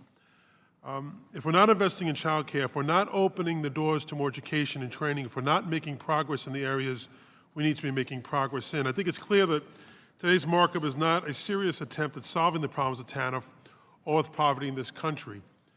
It's putting a Band-Aid, maybe, not even a Band-Aid, on an open gaping wound. I don't think any of us disagree with the goals of the overall bill or some of the others that have come before us today, but we disagree with, at least speak for myself and I think for my side of the aisle, is with the fact that many of the substantive solutions we have put forward are not even being talked to about them. Members on this side of the aisle aren't being talked to about some of the substantive solutions that we believe we need to make moving forward that aren't even included in the markup today. And we disagree with the notion that all it takes to fight poverty is adding a word or two or three here and there, or putting forward a handful of bills, or having a few task force meetings. What it takes is a commitment to real ideas, real investment, real progress, and real money behind those investments. And with that, Mr. Chairman, I thank the gentlelady for the opportunity to ask these questions, and I yield back to the chairman. Thank you. Are there any questions about the amendment in the nature of a substitute? Does anyone wish to strike the last word? Are there any amendments to the amendment in the nature of a substitute?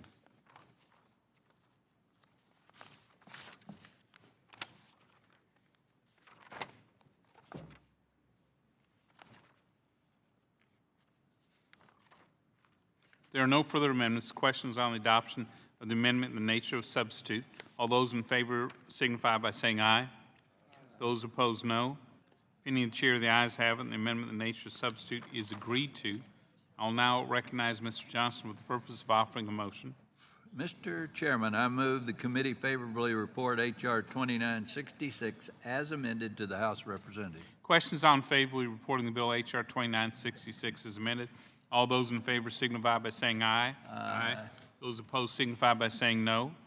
Opinion of the chair, the ayes have it. The motion is agreed to, and H.R. 2966 as amended is ordered favorably reported to the House. Without objection, I ask the staff be authorized to make technical and conforming changes to the bill. The members have 2 additional days to file with the committee clerk supplemental, additional, dissenting, or not minority views. And I thank Mr. Smith for his hard work on reducing poverty, which I know is a major concern in his community. Our next order of business, H.R. 2952, the Improving Employment Outcomes of TANF Recipients Act. This time, I'd like to recognize the bill sponsor, Dr. Bustani, for an opening statement. Thank you, Mr. Chairman. Since its creation in 1996, the TANF program has helped American families to get back on their feet, helped them from sinking deeper into poverty, and provided much-needed temporary assistance that is also linked to employment. But it's been at least a decade since we've made any meaningful changes or updates to the law. Last year, as chairman of the Human Resources Subcommittee, we worked very hard with a number of hearings and briefings looking at ways to improve TANF. And while a lot of work was done in a collaborative fashion with our friends on the other side of the aisle, I was hopeful that we would have a comprehensive TANF reauthorization that we could have marked up perhaps today. But short of that, we are now taking critical steps to move forward on thoughtful, common-sense solutions that are much needed. These solutions before us today are designed to help those realize their own potential within their own families as well as in their communities at large. Mr. Chairman, my bill, H.R. 2952, the Improving Employment Outcomes of TANF Recipients Act, and your amendment does just that, ensuring a better focus on recipient outcomes and state performance through a common set of metrics. For the first time, this bill will ensure TANF is focused on outcomes rather than inputs, including measuring the number of recipients entering employment, retaining employment, and the portion of those recipients who increase their wage earnings through work. Since one of the main goals of TANF is to help move individuals from welfare to work, we should measure TANF's ability to do just that. In 2014, Congress passed and the President signed into law the Workforce Innovation and Opportunity Act, which created a common set of metrics for many federally funded employment and training programs. It also required TANF to be a mandatory workforce development partner at the state level so that all programs were aligned to better coordinate and help individuals find and retain employment. Aligning TANF's metrics with other federally funded employment and training programs, including those within the Workforce Innovation and Opportunity Act, vocational rehabilitation, and trade adjustment assistance, decreases burdensome administrative requirements on states, eases the evaluation of similar services, and provides real savings in the administration of multiple programs. Perhaps most important is having one set of measurements across multiple programs, which provides clarity and transparency and ultimately improves the accountability of such programs by helping recipients, service providers, taxpayers, and policymakers better understand whether they are working as intended. This legislation takes another positive step to ensure the TANF program and the benefits it provides for working families trying to get back on their feet. I support the bipartisan effort we undertake today. I thank the chairman and my fellow members of this committee for all the hard work on the bills we consider. And, Mr. Chairman, I will yield back. Thank you, and I recognize Ranking Member Levin for an opening statement. Mr. Crowley, I yield to you. Thank you, Mr. Levin. Thank you, Mr. Chairman, and thank you, Mr. Bustani, for your offering of this bill today. This bill would require states to report data to HHS on whether individuals who leave welfare have jobs and how much they earn in those jobs. The question really becomes, are we making the investments we need to make to help people achieve and to keep those jobs? Based on everything we've heard so far today, it seems that no, we are not.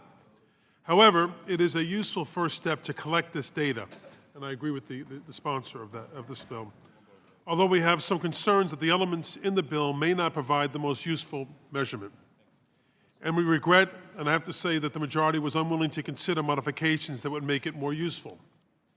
I will say that the manager's amendment does remove a section of the bill that my colleagues and I had serious concerns about because it might have reduced the resources available to move people from welfare to work in the states that most need to do more.